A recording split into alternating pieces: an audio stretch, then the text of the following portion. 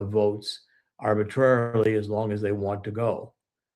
Now, I don't think that, and by the way, many of the challenges that are being filed against this executive order are going to argue that the states under the Constitution have the primacy to determine the rules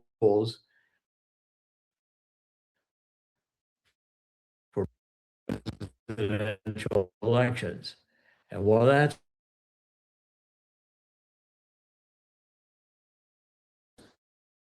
for decisions, including cannot violate federal requirements.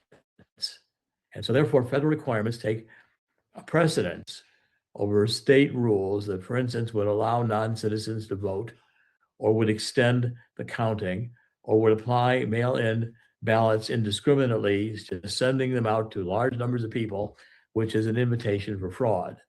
So I think those challenges that the states are going to make are going to be hard for the states to win. Now, I want to conclude with a couple of more points. Number one, I don't think this is the last executive order we're going to get. I think President Trump is very strategically laying out his plans. There was a executive order going back to last year that gave the states a certain amount of time to make these changes on their own. And now this new executive order that came down March 31st is saying you will do the following. Only citizens can be allowed to vote and mail-in balloting will be restricted.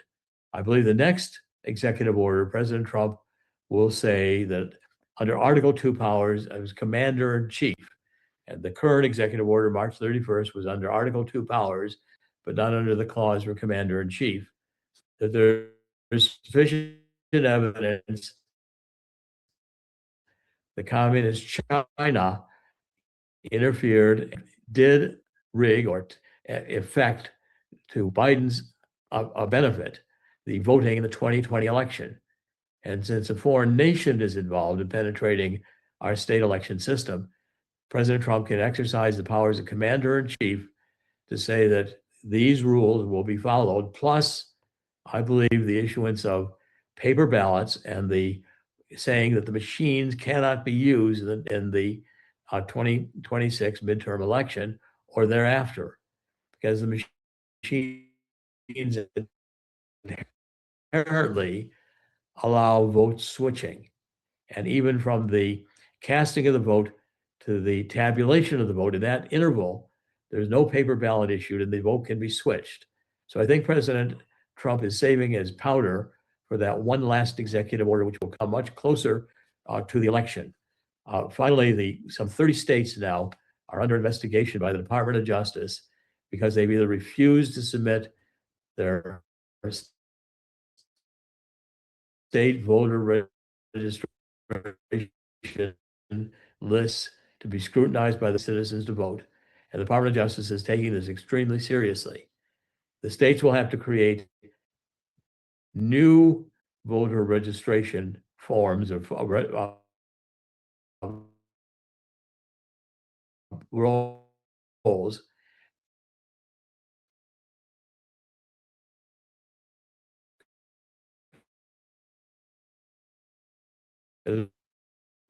we demonstrated non-citizens and dead, et cetera, that are allowed to be hidden in the database and get legitimate state IDs that can be used in fraudulent schemes. Unless the states are required to create new voter registration files, the algorithms will remain. And I think President Trump is aware of this. Peter Tickton has been doing exceptional work as the president's attorney, making sure the president is aware of these issues. President Trump has been briefed by Peter Tickton of the issues that are remaining to be decided by executive order. And I think the president has decided that even if the SAFE Act does not pass, it's going to be made clear that the Democrats can only win elections by cheating and stealing. The Democrats have a vested interest in maximizing the number of non-citizens who are in the United States, allowing them to vote through illegal schemes in order to steal elections. President Trump has said repeatedly, Democrats can only win elections if they steal them. And I believe the last executive order is going to make it very, very difficult for the states to steal elections. Finally, applaud the efforts to get more voter registration watchers. These precinct projects are extremely important. We must be vigilant in watching the actual elections. We cannot assume that we're going to win. This is the most important issue we face. If the Democrats win control of the House and Senate, President Trump will most certainly face impeachment the day after the election is certified. And if if the Democrats win in both House and Senate, President Trump and Vice President Vance will be convicted, thrown out of office, and probably criminally prosecuted. So, in other words, this is now a pure power play by the Democrats. We have to be aware of it. We have to support the president in these efforts. And I applaud what the administration has done. I applaud Peter Titkin for the work he has done to support these efforts. I applaud Andrew Paquette for having found out the issue to begin with. And I applaud Steve Stern for having the continued vigilance to monitor with these forums the election integrity process right up until the moment we vote and then continuing thereafter. It's the only way we can preserve the republic. There is no more important issue right now than voter integrity. As much as I applaud the president and his conduct of the war with Iran, fundamental to our freedoms is voter integrity, and we must follow the president and support him in these efforts being taken to make sure we do not get the cheating that has occurred in past elections by Democrats who have won election only by fraud. Thank you, Steve. Thank you very much, Dr. Corsi. So again, after every speaker, we're going to bring this up, precinctprojectusa.org. I have spent hours and hours and days on this. So important. Please sign up. You will get a confirmation once you sign up. Take a look at the precinctprojectusa.org. We are going to make sure that anybody needs information will be called back, emailed back. Everybody will be answered. Very important. Our next guest is Captain Seth Keshel. He has the top book, #1 on Amazon, American War on Election Corruption. Seth, come on down. You unmute. Go ahead and unmute. All right, I'm good. Yep. Thank you, Stephen Rush, for having me back on the show. Good to see everybody again in one place. Obviously, it's a big year for everybody. We need to first off narrow our focus to what a good objective actually entails. There's 4 main Senate races everybody's watching. We're talking about 2 Republican-held seats in North Carolina and in Maine, and then you have 2 Democrat-held seats in Georgia and Michigan. And now, lately, the New Hampshire seat has potentially come into play. I think that the biggest play right now to take power away from the people is to try to run an inside straight through Virginia with the Redistricting Act to take a narrow majority in the House. I don't think either party has a big track on a large majority. I think the Democrats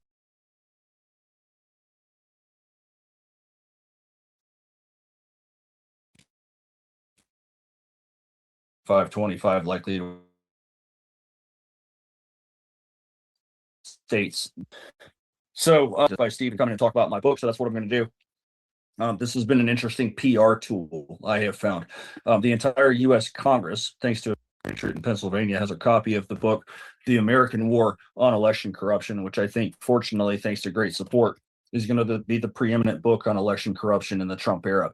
It weaves the story of exactly what you guys are doing, which is involving your time, which is your most precious resource, in trying to save this country. So how I got pulled into this, but also lays out the foundation of the cheating, like Dr. Corsi just described, the corruption of the voter rolls, the expansion of the mail-in voting, the use of software and technology with no ability to perform functioning audits, and then of course the media narrative, which allows for elections to be ripped off. So I believe that Newt Gingrich had it right when he said that elections are not stolen, they're rigged.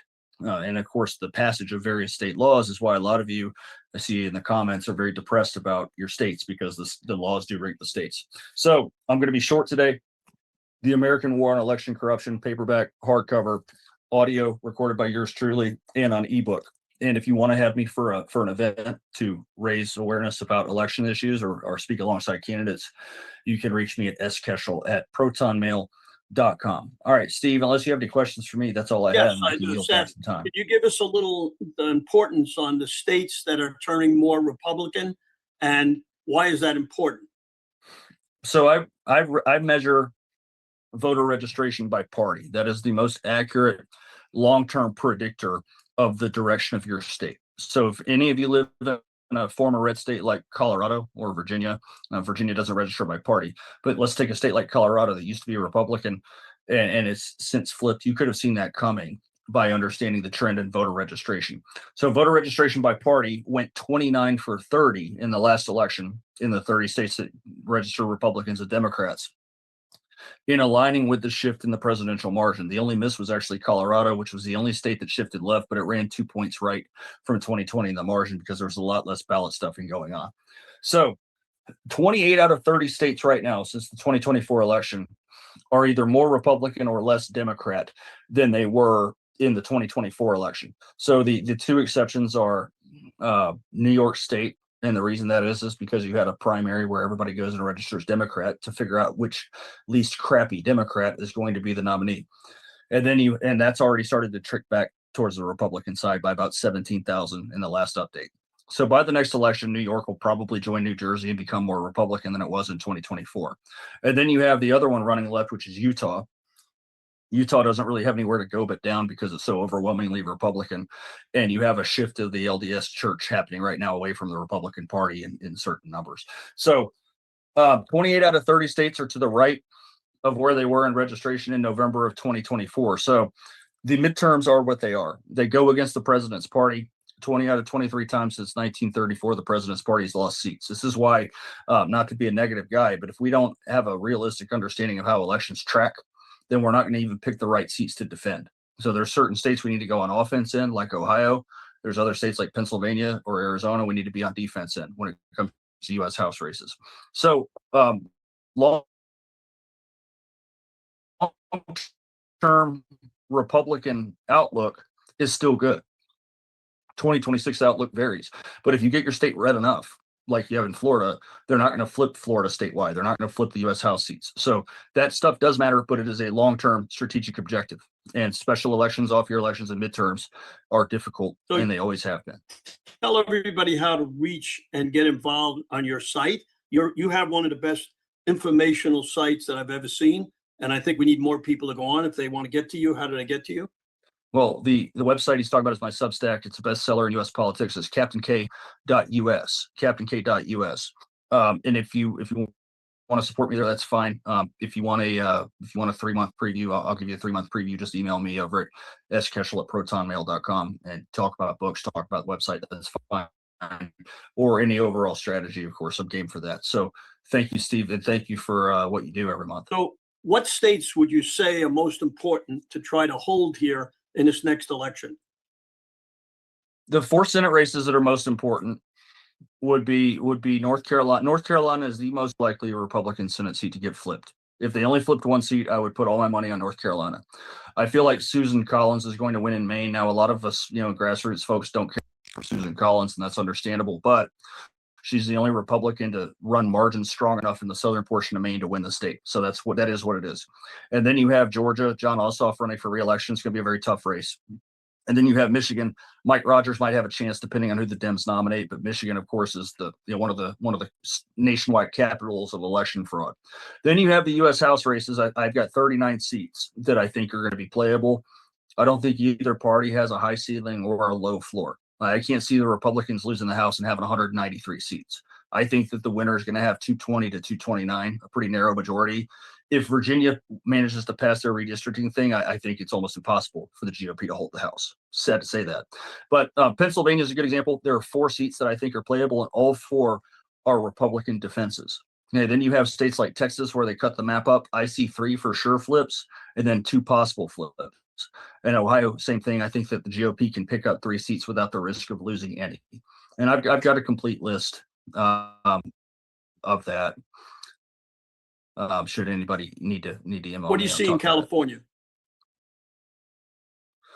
California looks like it's got 44 solid Democrat seats at this point, which is up 1 from where they are right now.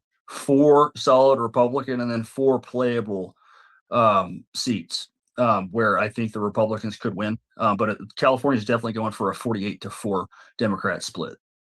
So, in your estimation, how are we going to get the people to come out to vote? That's going to be the most important thing. we see that it looks like they're going to get rid of the legal aliens voting. I'm sure that if that happens, there's going to be a different play on some of these elections, especially California, where they have a lot of legal aliens voting. Texas, New York, Florida, we still have illegals here. Give us a little opinion how you think that we can, do something to help to win some of these seats. Well, I think Dr. Corsi already stole my thunder on this. I've never really been a big believer that illegals are voting in large numbers. I think they're being voted for. They wind up on the voter rolls through automatic voter registration, and then the more mail-in ballots you have, and the more people you have to cycle ballots and harvest ballots, that's how their votes get cast, because of course we have a secret ballot and we have no real audits that are going to identify any sort of fraud like this until long after we could have done something about it. So the first step of this is to spot where the resources have to go. John Cornyn just proved it in the Texas primary last month that spending money does move votes. I mean, he spent $60 million and Paxton underperformed by anywhere from 7 to 10 points based on what we're looking at there. So understanding the laws in various states, I think, allows me to give up on certain seats that are not winnable in a 2026 midterm cycle and might be winnable in 2028. But I think that the first step is for us to have influence with the big dollars where they're going, because it's a huge mistake to put 435 congressional seats on the budget. There's 396 out of 435 that I think are reliably red or reliably blue this cycle. And if we can give that 8 or 9% that's going to decide it, where the funds are, and put the, I don't like it any more than you do, but, certain states with a lot of mail-in ballots employ these ballot chasers to try to match out ballot counts until we get a better solution. The president's executive order is going to be challenged for sure. It's going to be struck down. So I think his play is to put it in front of the Supreme Court to expedite that. I think the Supreme Court might be the saving grace for election reform in this country. They seem like they're really moving away from the late counted mail-in ballots. And that is going to give us legal ground to challenge on the front end with the massive early voting windows. The reason Pennsylvania is even remotely competitive right now is because they have 7 weeks of early voting, which is the mail ballot collection period. And of course, the Republicans don't vote by mail. And you have 1 day. So that's the biggest things to look out for right now. I think that allows us to narrow it down. Florida, for example, I don't see any Republican held House seats that would flip in an election in Florida. Anna Paulina Luna had the closest race, and it was 9.5 points, and she's solid in there too. So I think we need to have a little bit of intelligence about where we really need to spend the money to impact the very narrow opportunity to hold the House majority. Thank you very much. We appreciate all that information. You are terrific. Thank you, Our Steve. next guest from Georgia is Garland Favorito. I'm going to tell you everything that's happening in Georgia. We appreciate him coming down. Can you unmute him? Go ahead, Garland. You're up. I am unmuted. Thank you, Steve and Raj. It's great to be.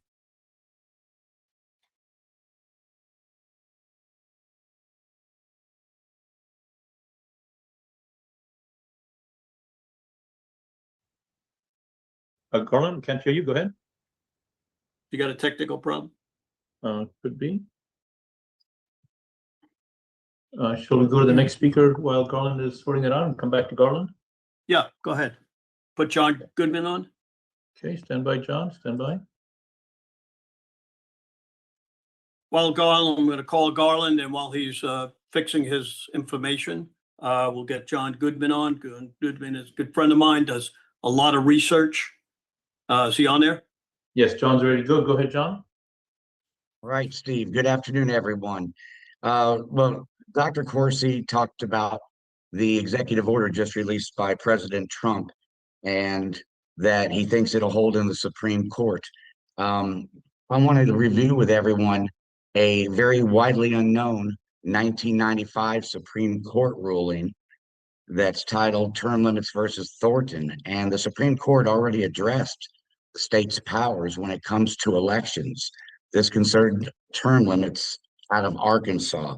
And the Supreme Court in 1995, which was a 5-4 Democrat majority Supreme Court, said, quote, the following concerning states' rights or states' powers over elections. They says, the states cannot go beyond protection of the integrity and regularity of the election process and instead operate to disadvantage a particular class of candidates. And then they went on and said more. as everyone on this call knows, the Democrats hide behind the elections clause, which is Article 1, Section 4, that says the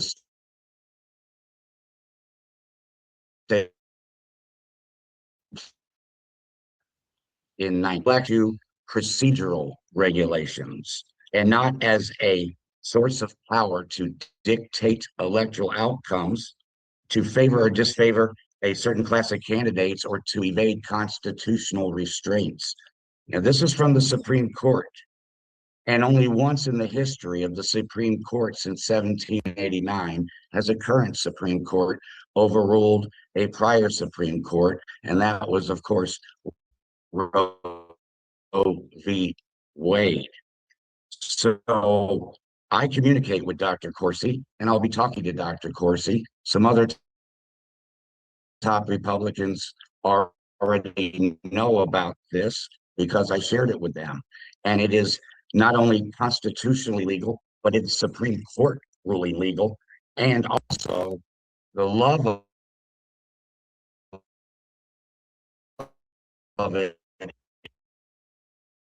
is that Dr. Corsi told you that there would be every single one of them. The Iran. This war we are in because of the last two Democrat presidents. Barack Obama sent plane loads of billions of dollars to a terrorist country. Donald Trump undid it in 2019, telling the world anyone that buys oil from Iran cannot do business with the US. And it worked, and Iran was going broke and coming to negotiate in early 2020 when COVID hit. Also, President Trump, near the end of his first term, froze $500 million of Iranian assets. Well, in the summer of 2021, Joe Biden released that $500 million back to Iran. They started their nuclear enrichment of uranium at big time pace. They also bought a ton of weapons with that money. We had October 7th Israel attack. And what's really bad is that a lot of the weapons they're using against our troops right now, they bought with the money that these two presidents released back to them. The cash refunds of Obama and Biden have propped Iran back up and back to life on several different occasions. To end my presentation on a positive note, we've all sang God Bless America. We've all sang it. It was originally sang in 1943. Irving Berlin composed it, and Kate Smith sang it. It debuted in 1943. She rarely sang it when she made appearances, but in 1965, she gave the best stirring ever rendition of God Bless America at the Hollywood Palace Theater. I'd like to end my time by playing that for you. Thank you, everyone.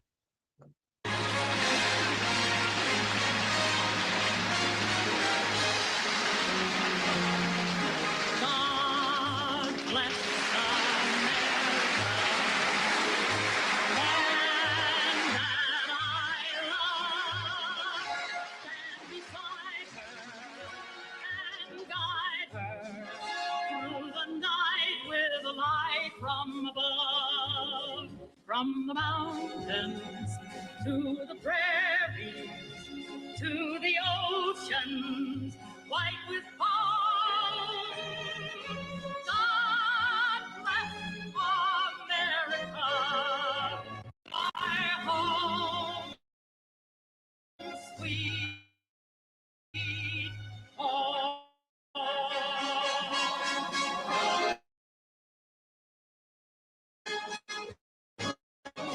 Prairies white with foam.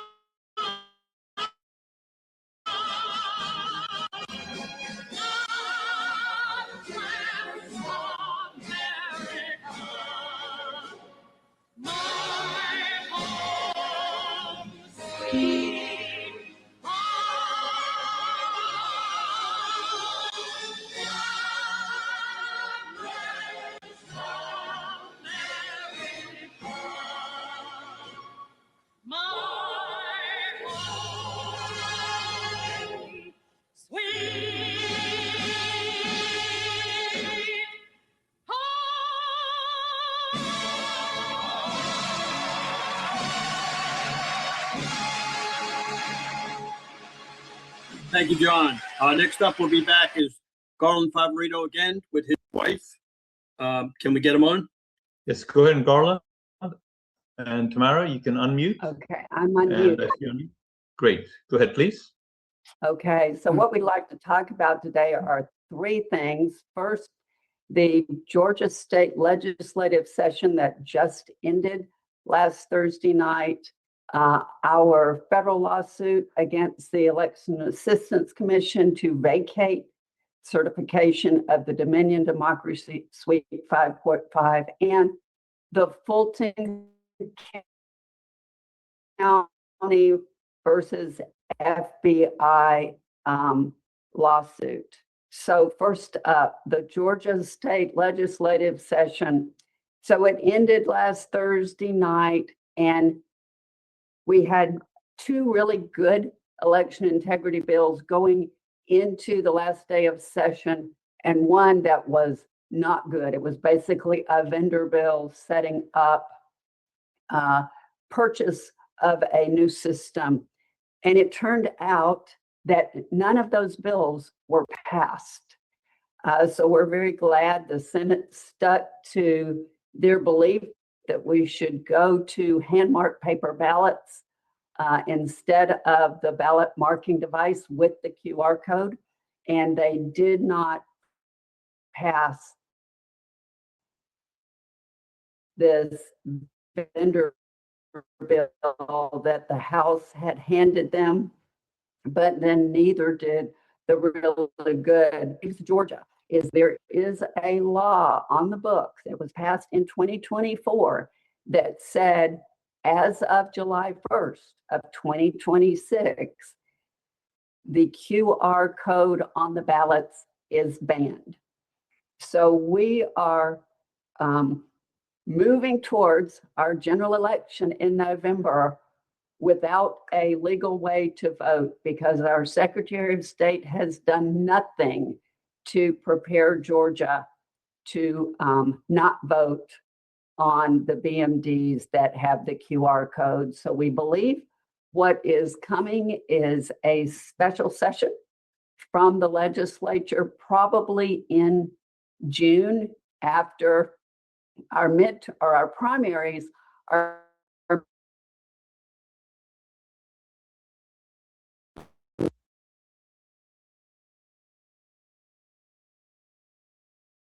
be in early June following those runoffs. And we intend to be prepared to hand them what we're going to call the People's Bill, which will make sure that we have hand-marked paper ballots, and any system that they choose to purchase will have to meet the critical infrastructure guidelines. So it can't be foreign made, it can't be remotely accessible, and it cannot have proprietary software.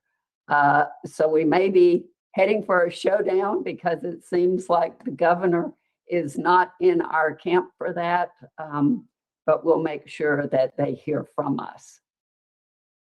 So the second item we wanted to mention today, and I believe we may have talked about this one other time on your show, Steve, is that we, Voter GA, and some other patriots have filed a federal lawsuit against the U.S. Election Assistance Commission because they certified the Dominion Democracy Suite 5.5, which is the one that Georgia uses, in 2019, and it never should have been.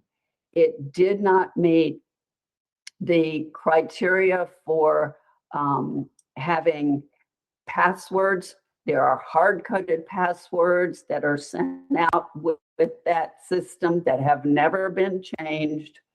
And also there are encryption keys that are stored in plain text. Those are violations of really standards that go back as far as 1984.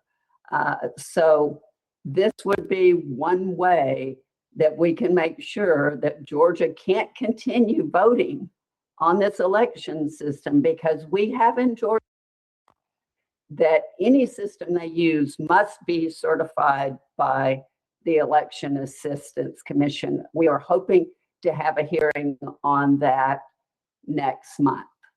So that's where that stands right now.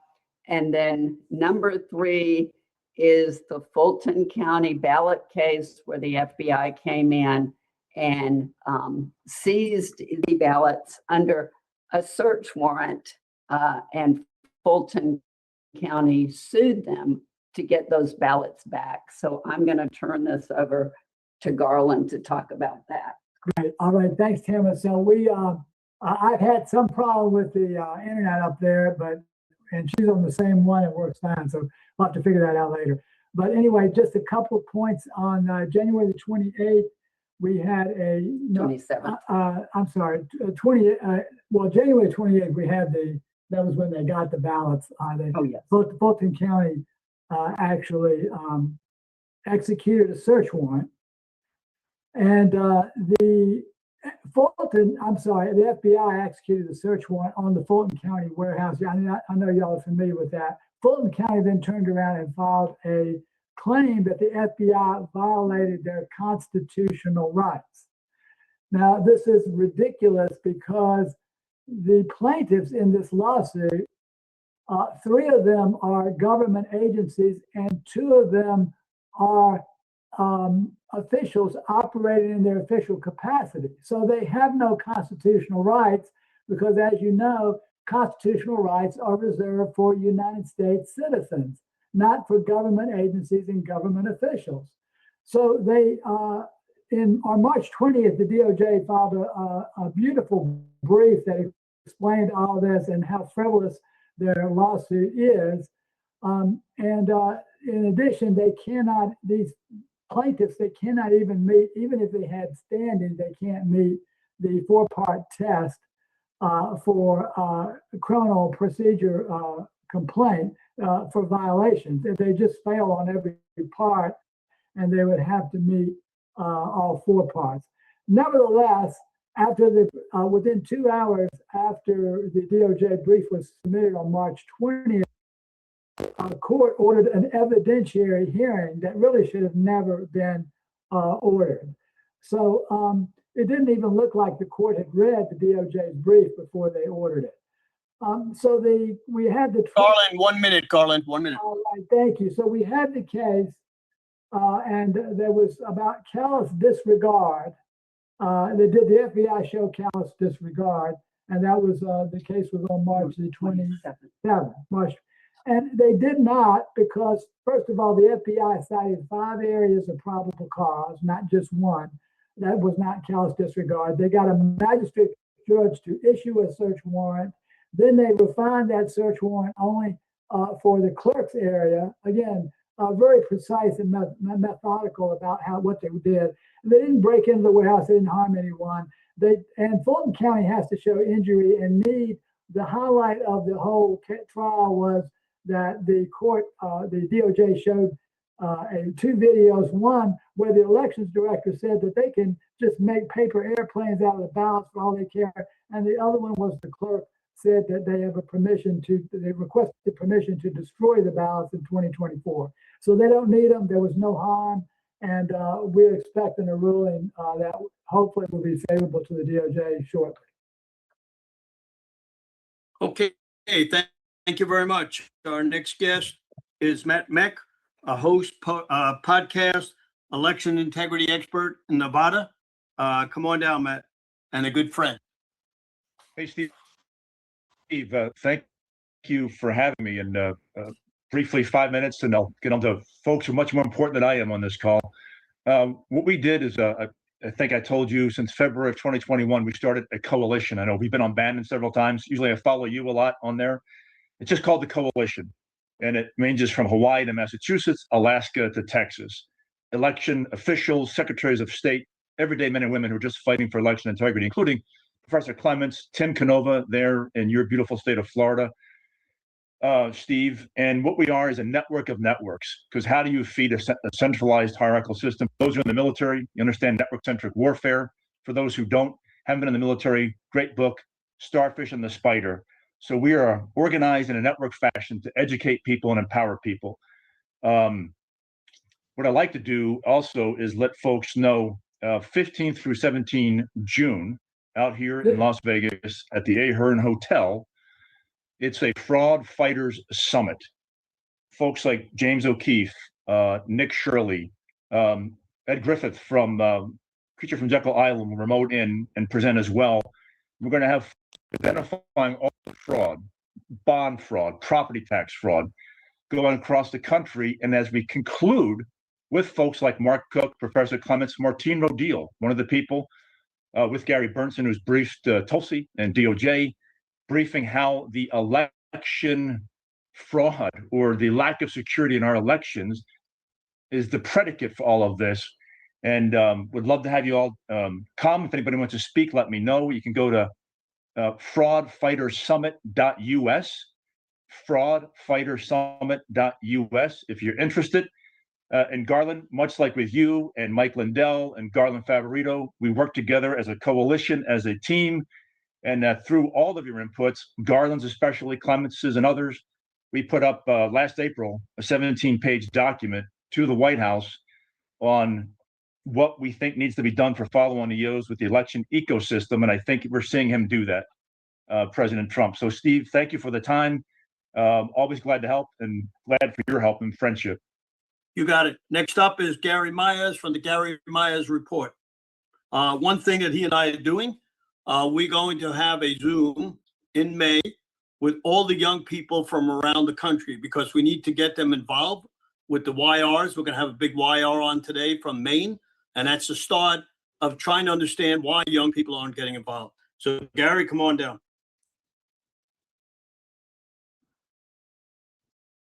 Gary, go ahead and unmute. Go ahead.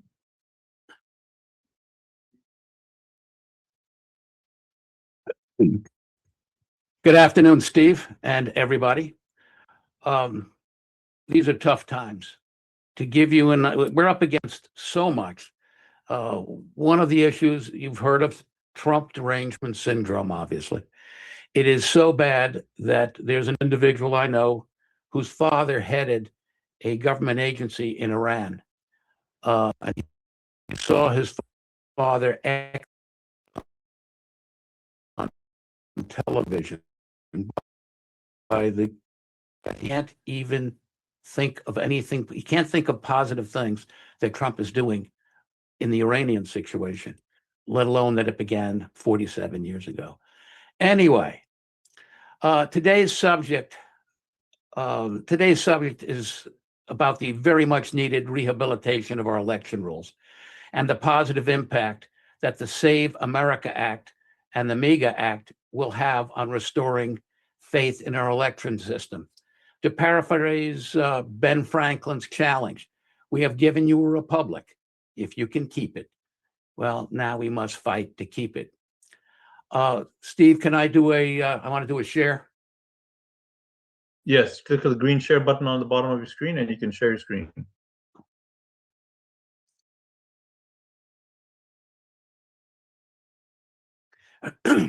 In September 2025, we did a survey of election rules for all 50 states, including the District of Columbia and 36 other countries. The study was conducted by more than 24 people in different parts of the world on all 5 continents. And what we did is we studied 17 risk variables for elections. The results were not pretty.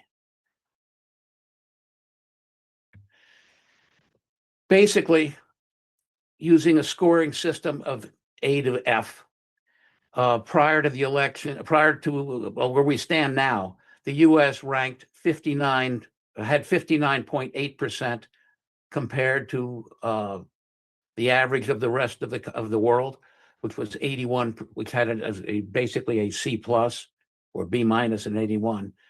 The point is, we weren't even that good. We got that score that high because virtually every state in the union requires citizenship only voting, but only one state really does a good job of verifying it. if we do pass the SAVE Act and the MEGA Act, our score would go up to about 81.1. We'd be on a par with the rest of the world. To give you an idea, countries that are doing better than we are include Kenya, Mexico, Chile, Ghana, Italy. Even South Africa is doing better. And the curious thing is, I know South Africans, white South Africans, and they believe in their election system. It's a terrible thing that we have, and we are the only country that has that allows the honor system to be any part of our election system, and we're the only country. Well, Sweden is, I think, an exception that takes in ballots after election day, and they only do it for 2 or 3 days. It is just crazy. In terms of where we stand today, all of these states in red are failing. The worst being Nevada. Mississippi was up there at 81, but it's a very poor situation. If we pass the SAVE Act, there'll be no failures. Here we have a slew. We have 27 states that failed, 20 that have Ds, which is pathetic. If we pass the SAVE Act and the MEGA Act, the whole thing gets greatly improved, significantly improved. This is what we have to do. In March of 20, we did this update of the impact of the SAVE Act in March of 2026, and we're spreading it around. We're going to be releasing this survey to all the congressmen and senators in the U.S. over the next 2 days. This is what we have to do. The people need to know what the issues are.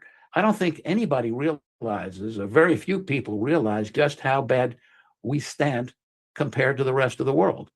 The key issues are, as we know, mail-in ballots. Almost no one else in the world uses them.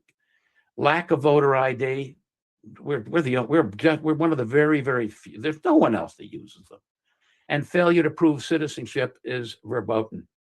It's in general, the U.S. lags behind the rest of the world. So passage of these acts, we're getting an EO is what is critical for preserving our representative form of government. The idea that we have here, anyone who wants to contact me, you can look at our website. You can download this information from the website. You can contact me directly at Gary at myers-group.com, and we'll give you this information so you can spread it around and use it. Copies of the original report as well as the update are available. And our next efforts is what we're doing is we will be updating the original survey, and we're also reaching out to students throughout the U.S. and elsewhere. Our current student program includes students at the London School of Economics, which has been going on for 2 years now. We have students at Northwestern University and Mississippi State University, and we're looking for more students in different parts of the U.S. What's wrong? Say again? All That's right, back- I'll be down in just a minute. That's background. Okay. Raj, you want to get him off? That's Favorito. Copy that. If anyone would like to participate, contact us directly. The student program that we're doing, we think, is exceedingly important. And the election integrity efforts that we're doing in this country is impacting the rest of the world. It's impacting the UK.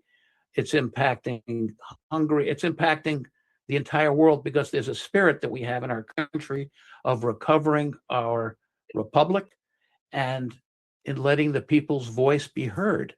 And this is why the students are important, not just here, but elsewhere. And one of the things that we're doing toward that end is we are as I said, we're using our students and we're doing surveys on different questions to compare and contrast notes as to what the young people are thinking. And we're finding that there's a very significant commonality of what they're thinking, what they want, and a tremendous lack of information.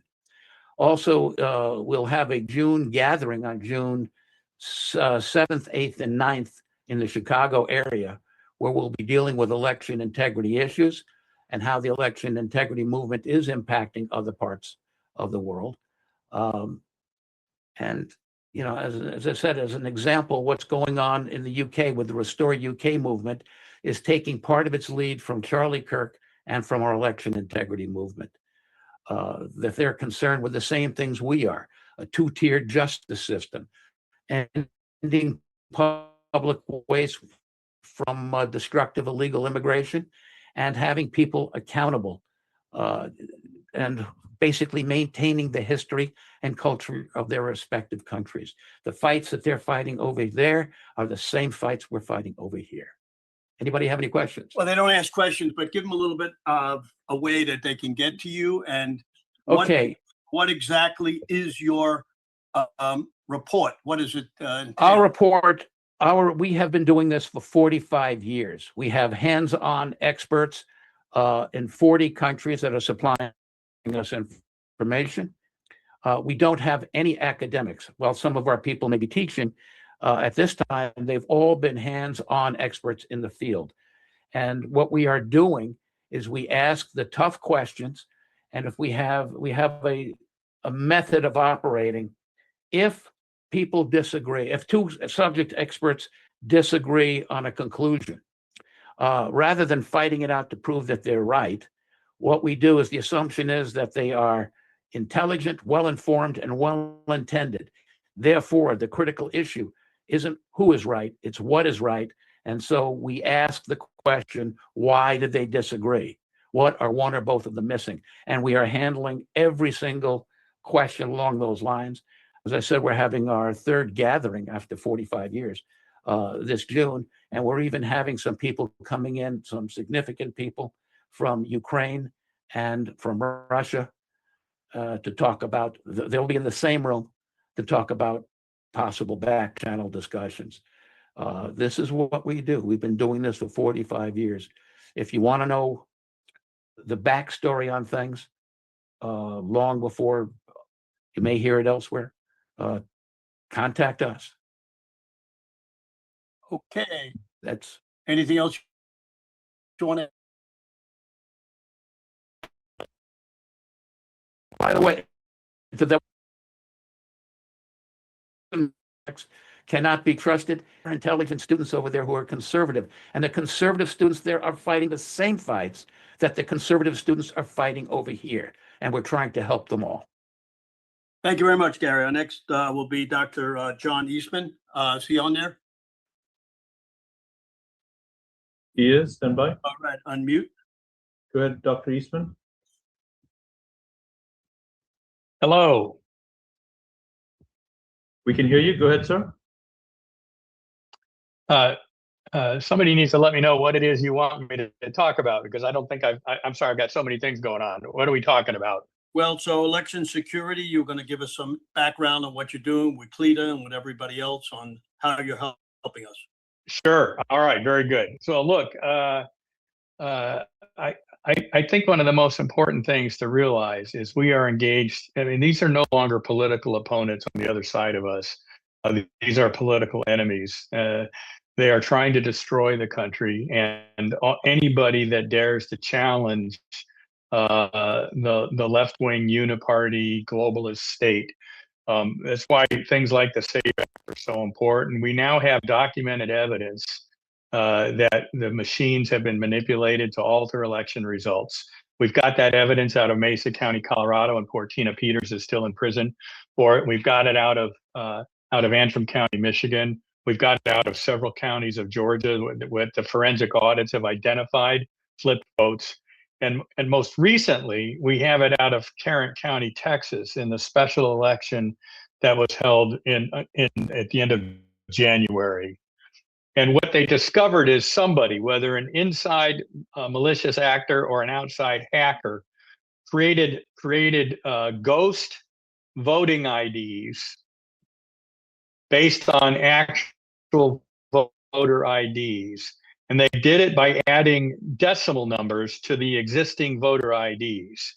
And the significance of that will become clear in a moment. They then voted those ghost IDs, and over 4,000 in one precinct or one county. I forget what the geographic scope was. 4,000, and that affected the outcome of the election.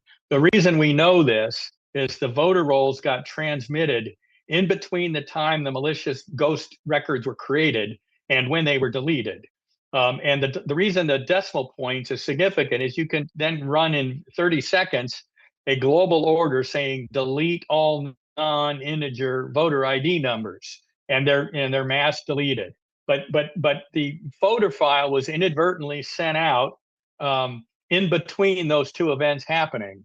And therefore, we've got documented proof that phony voter IDs were created, very sophisticated, with these decimal point voter IDs, that they were voted and then they were deleted. And a formal complaint has been filed with the Texas Attorney General, but one suspects this is going on much more broadly.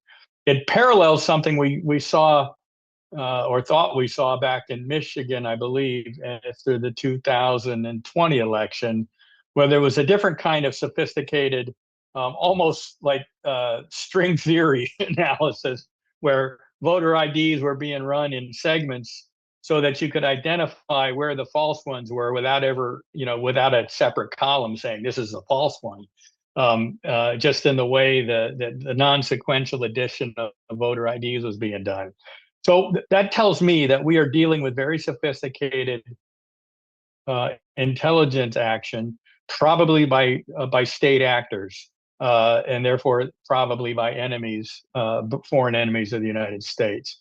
The fact that this stuff isn't being investigated and prosecuted to the fullest extent possible is deeply troubling to me, because it means that some folks on our side, or purportedly on our side, are deliberately doing block and tackle. But we need to get to the bottom of this. And I know Mike Lindell's on the call. I saw his name pop up a moment ago, and he's long been on the bandwagon for saying we got to get rid of these machines. But this is, I think, the hardest evidence we've had of the problematic nature of these machines. But it tells us just what we've all known a long time ago. The trick is not manipulating the machines. The trick that it took so long to develop was how to manipulate it in a way that all the paper trail and evidence that it had been manipulated are no longer available to us. And that's why this Tarrant County, Texas issue is so important, because we got the goods before the second step, eliminating the evidence, occurred. We've seen it elsewhere. We've seen logs altered. We've seen logs shut off. We've seen things overwritten, but we didn't have what had occurred that led to those logs being altered. Now we've got it with Texas, and man, we really need that pursued like nothing else. Let me see if anybody has any questions or about that. Thank you very much for that. Could you just reiterate how people can get in touch with you? Sure. My email is jeastman@claremont.org. That's CLAREMONT.org. Thank you And very Twitter, much. of course, if you want to follow me, Dr. John Eastman on Twitter. Thank you very much. We appreciate it very much. Next up is my good friend, Mike Lindell, running for governor of Minnesota. Go, Mike. Hello, everybody, and thanks. You can all check it out, MikeLindellGov.com, MikeLindellGov.com. You guys, I'm actually heading back to Minnesota today. I've been out doing fundraise, but now we're taking that. We're going to be using that to win Minnesota. I'm going to be doing rallies and town halls all over Minnesota. Just I'm going to kind of mimic exactly what the president did when the media tried to block him.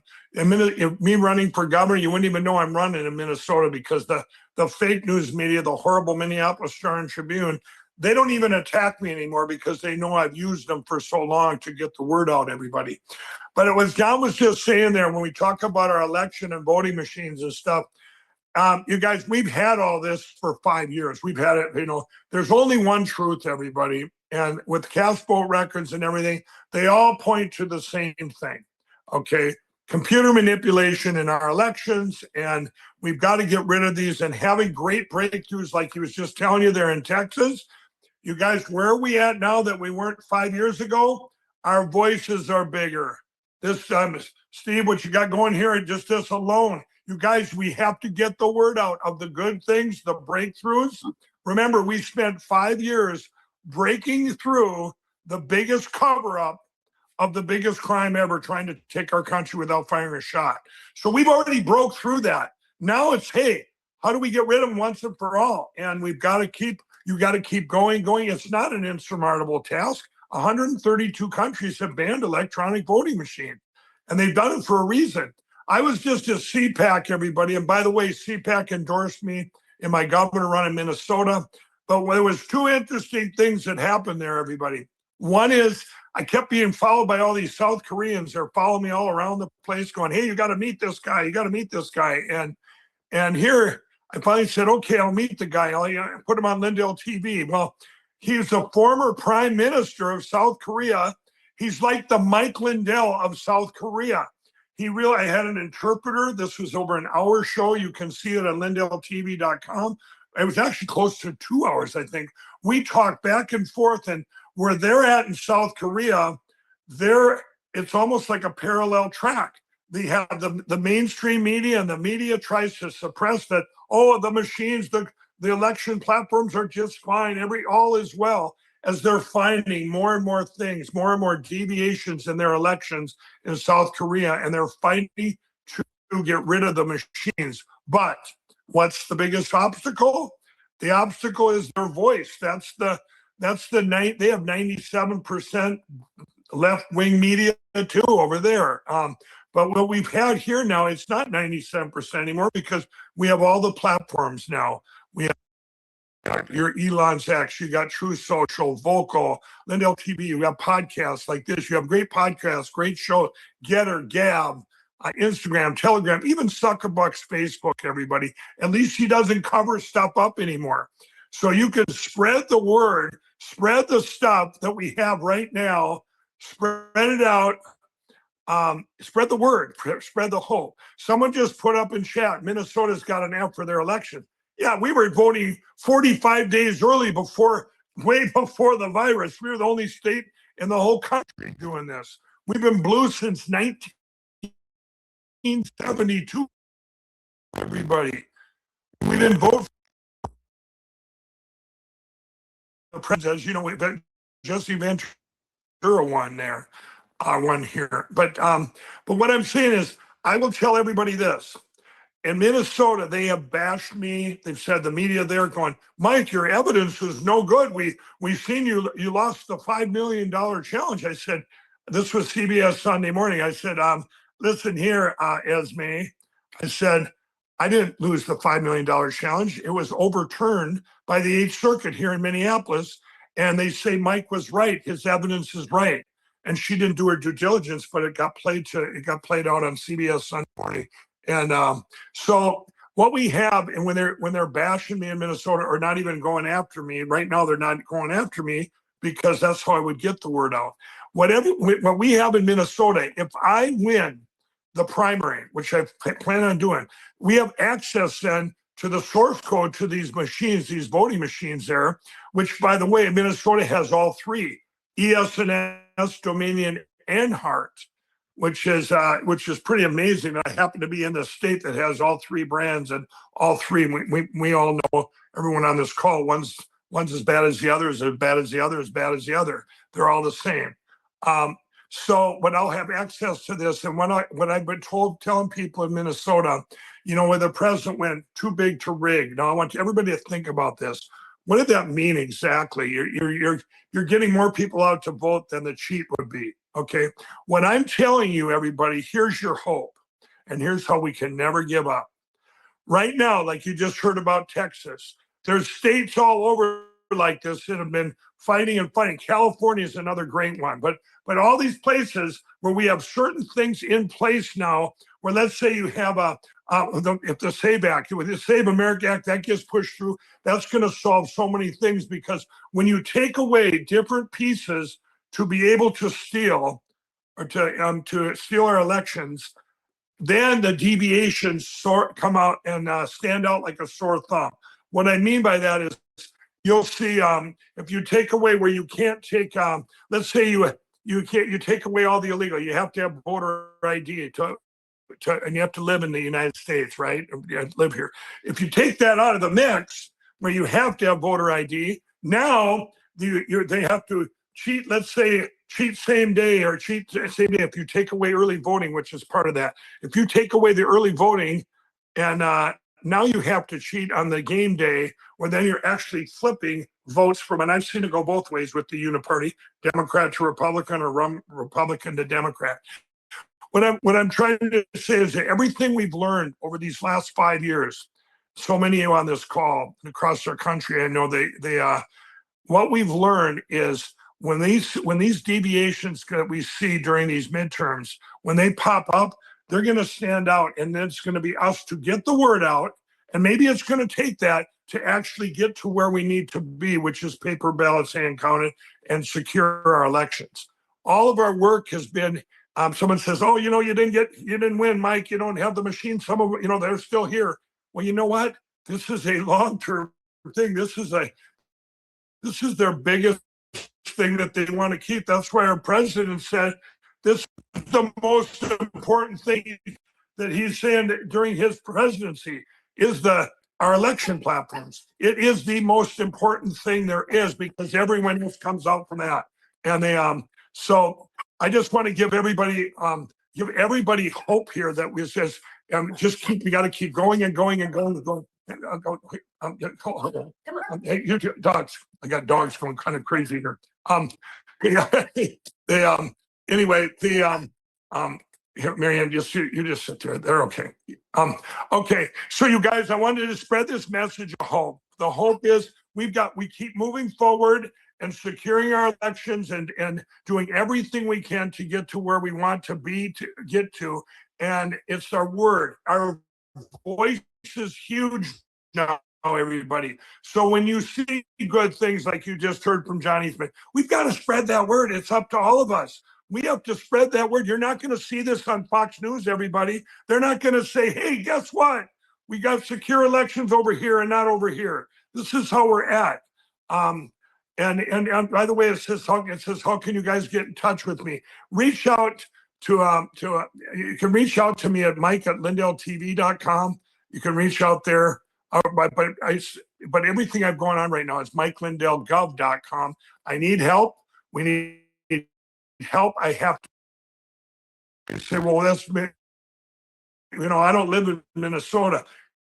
It doesn't matter. Everything I'm going to be doing there affects the whole country. As we have so many blessings, the big blessing here is we have the fraud in Minnesota, which is that as that unfolds, and it's going to unfold nationwide too. But this is our time, the one time we have to win.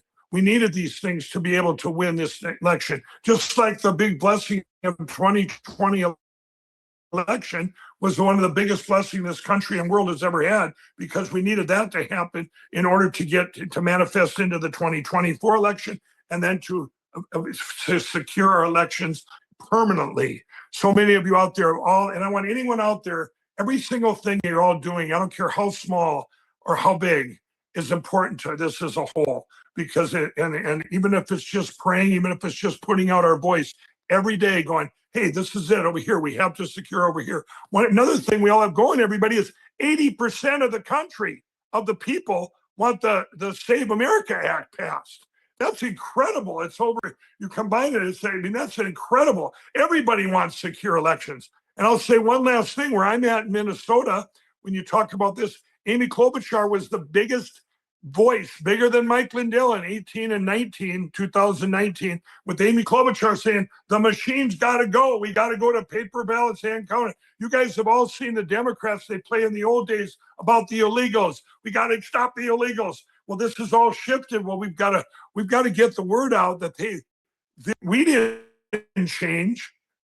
They did for political reasons. We all have wanted common sense the whole time, everybody. And this is the new party of common sense. We need to stay here. And Steve, I can't thank you enough for having me on to speak again. And I'll take any questions, or if you have anything else Yeah, you want Mike, to ask you me. know, you endorse precinct strategy. And I don't know if you know about our new Yes. one. What we got is precinctprojectusa.org. I'll give you a call on that. It's going to be an upscale thing. We've got people in Minnesota that are taking questions and we're referring back to. We need to get people involved. You know, we still have 400,000 slots, 200,000 people involved. We're going to try to get people on your show to get people involved, because Yes. we're getting all kind of stuff in from people all over the country. The first thing that I thought was the most important thing, we can't win if we don't vote.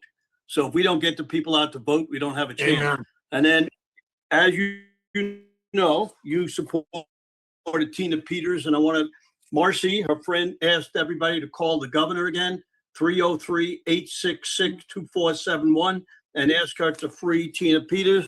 Most ridiculous thing I've ever seen. You know that, and I know that. And we're asking everybody to vote for Scott Bottoms in Colorado for governor, to get that freaking guy out and the women out that are left-leaning, terrible people like you have in Minnesota. So Scott Bottoms, very important person to get elected. Tell again everybody how they can reach you and donate. Yeah, you guys, and we'll if let you, you go. and you can see all the events I'm doing too that you can get behind. Right now, the way to win Minnesota, I feel I'm the only one that can win with this marketing strategy. This is my wheelhouse. But in Minnesota, it's all about the micro donor. We can't take money from big donors there. It's all micro donors. So I need everyone at MikeLindellGov.com, MikeLindellGov.com.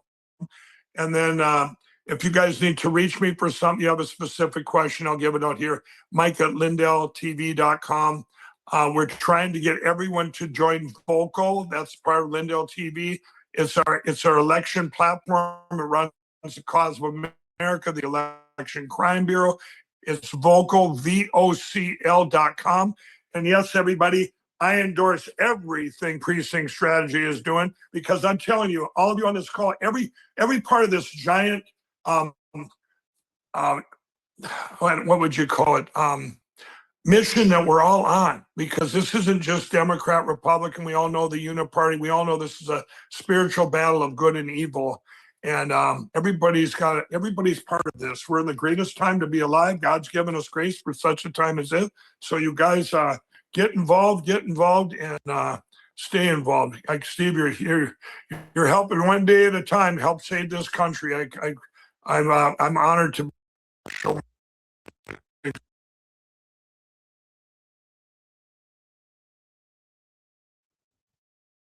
Thanks very much, Mike, and we'll get you on again next month. Okay. You got it. Our next guest is Dr. Randy Russ. Randy, come on down. Go ahead and unmute, Randy. Go ahead and unmute.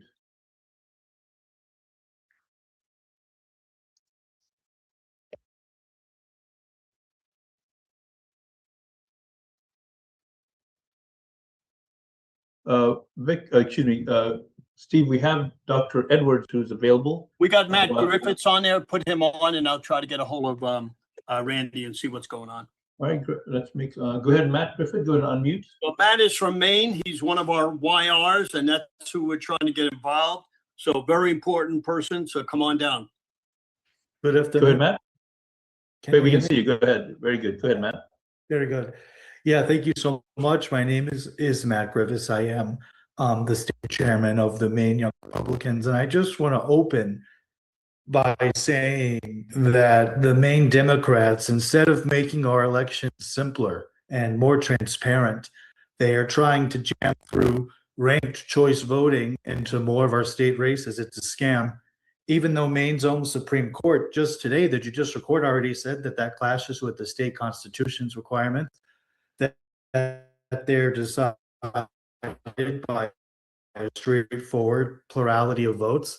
Even a Democratic attorney general admitted that ranked choice voting is a fundamentally different system that doesn't meet that standard. So when young Mainers look at this, they see the truth, that this isn't about strengthening democracy. It's about protecting the Democratic majority, which is very slim. 1 minute and I'll pay. Well, I don't know, there's somebody, I don't know if that's somebody that you're trying to.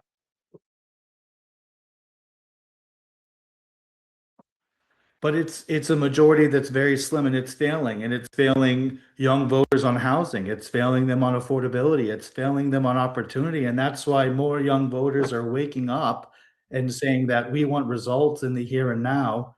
They don't want any more political gimmicks that are designed to keep these kinds of people in charge. And on top of that, this isn't just a theory. Steve Robinson and the team at the Mainwire, they do a great job of actual real journalism investigating the work that the mainstream media refuses to do, and they deserve a lot of credit for it, to be honest with you, because their reporting actually leaked that MaineCare records show that there have been documented cases of non-citizens voting and enrolled in taxpayer-funded medical programs in multiple cases. They've been registered to vote. They've had votes cast in their names in Maine elections, and those are dollars that are going to non-citizens, and that's a dollar that's not going to Maine families and everyday Mainers. And on top of everything else, you can look at what Portland is doing, and what they've done is hurting landlords. They're wanting to make it to where if you have a ground floor storefront that's been vacant for more than 6 months, they want to charge you. They want to fine you because you're not letting them put in their liberal art gallery into a vacant storefront, and they want to fine you unless you let them use your property. And these are fees that are starting in the hundreds to thousands of dollars and climbing into tens of thousands if you don't comply, even though there are roughly about 40 empty spaces. So last I was told there's about 40 empty spaces in downtown. And that's because these policies have made it too expensive for business owners. They're leaving, and they want to punish success and make freeloading easier. That's what's happening in Maine. And on top of that, now you've got undocumented and illegal citizens, not even citizens, illegal aliens that are voting. And there's evidence that they voted in Maine elections. And the Secretary of State, Sheena Bellows, is running in the Democratic primary for governor. And she knows that this is happening. And again, the Mainwire did great reporting by calling her out when she originally said last year that there may be a few cases. And now that she's running for governor, she's saying, oh no, it's not true. And also she's going to oversee her own election. The uniparty system is so rigged. It's so rigged in the favor of the Democrats, it should make everyone sick. And young people are waking up to it. They are fed up with it. And I think this is going to be the year that Maine wakes up and sees how corrupt it's become and how harmful it is to the Maine economy. And I want to close my statement with just one thing. Now, Steve, I don't know how I can share a video, but I actually went down to, they have the liberal protesters. They do protest every week about one thing or another. Half of them don't even make sense.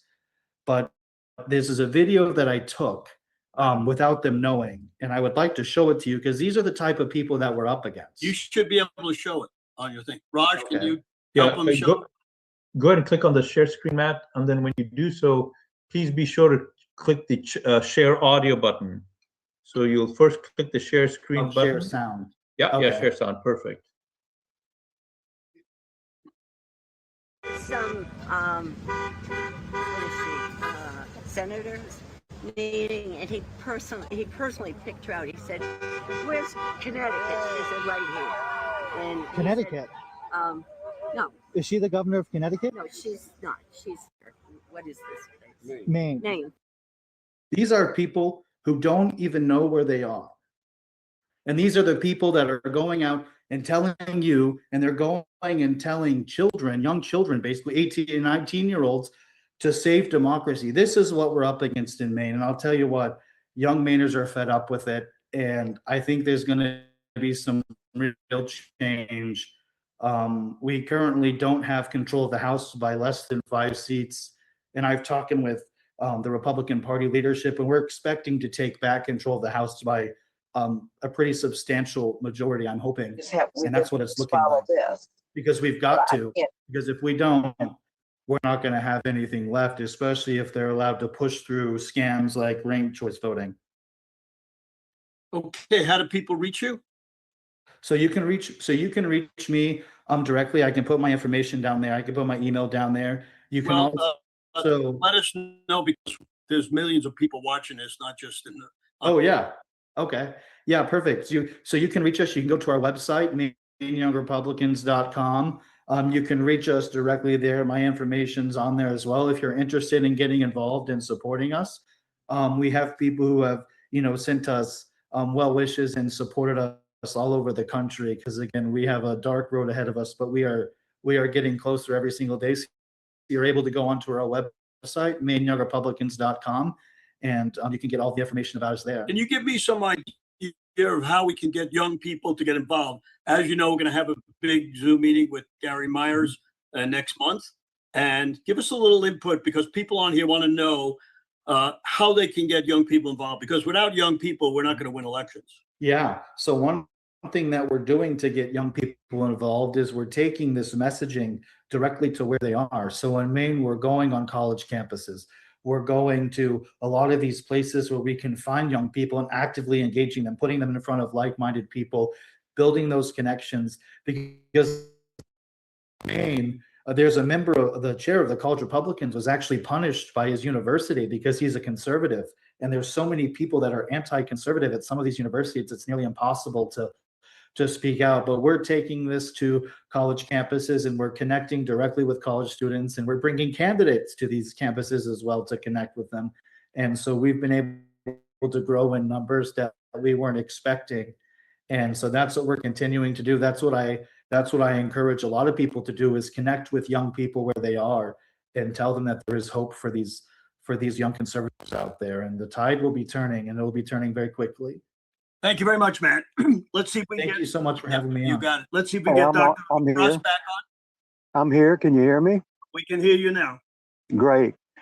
Thanks, Steve, and to Raj for inviting me to come on. My name is Randy Russ, and I'm in the great state of Louisiana. We're a Dominion exclusive state, top down, and I'm going to give you 3 key points that we're working on. One is Calais versus Louisiana.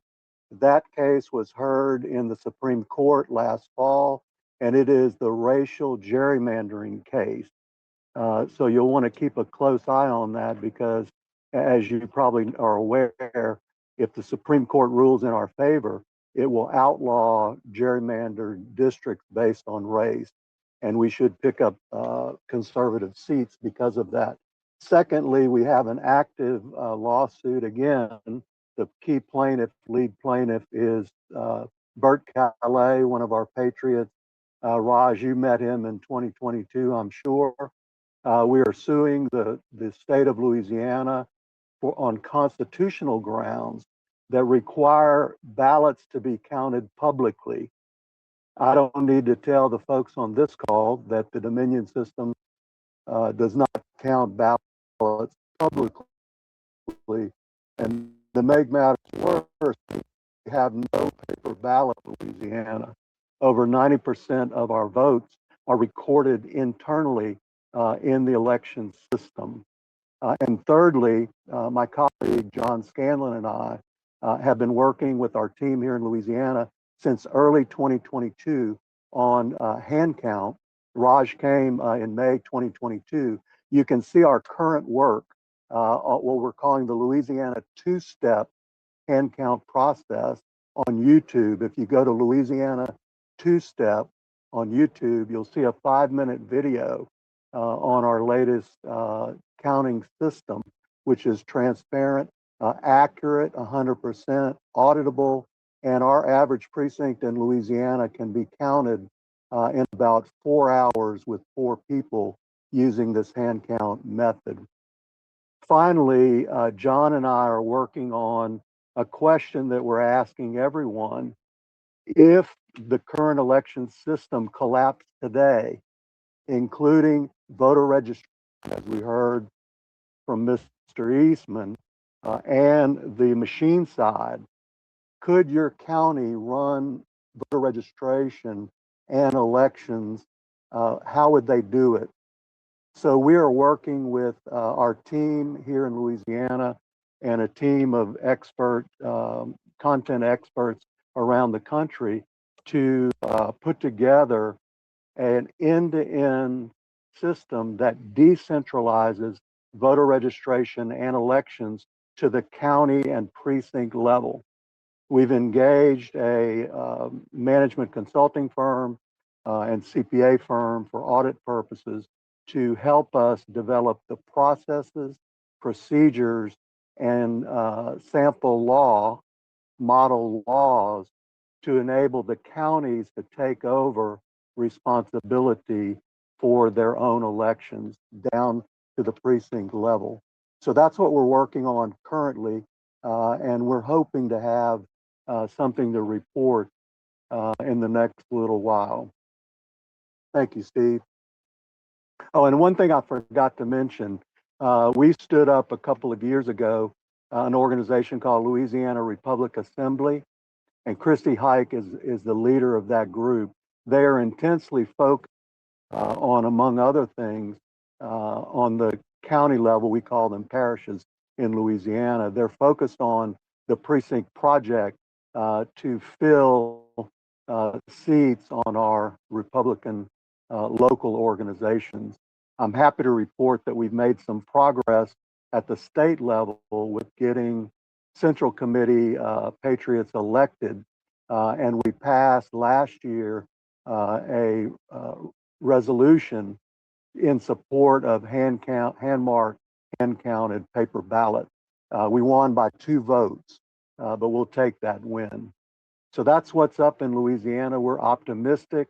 We've been slamming our senators to get this SAVE Act passed, Save America Act passed, and we're very hopeful here in Louisiana. Thank you all for what you have done and what you continue to do. God bless you. Thanks. Appreciate it, Randy. We finally got you on there. Before our next guest, Raj, you want to say a few words?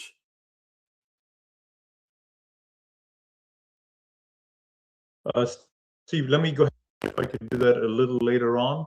Sure. And if we can go to Ed first, that'd be great. Yep. So let's get Ron Edwards on, see if you find him. Go ahead, Ed. You are up. Go ahead. Ron. Yep, Ron. Yes, Steve and rest of you patriots, it is good to be with you guys today. Steve, it is wonderful having your support, allowing me to be here and have a voice and some visibility to a wide audience. I'm speaking to you guys from the great state of California, the Golden State.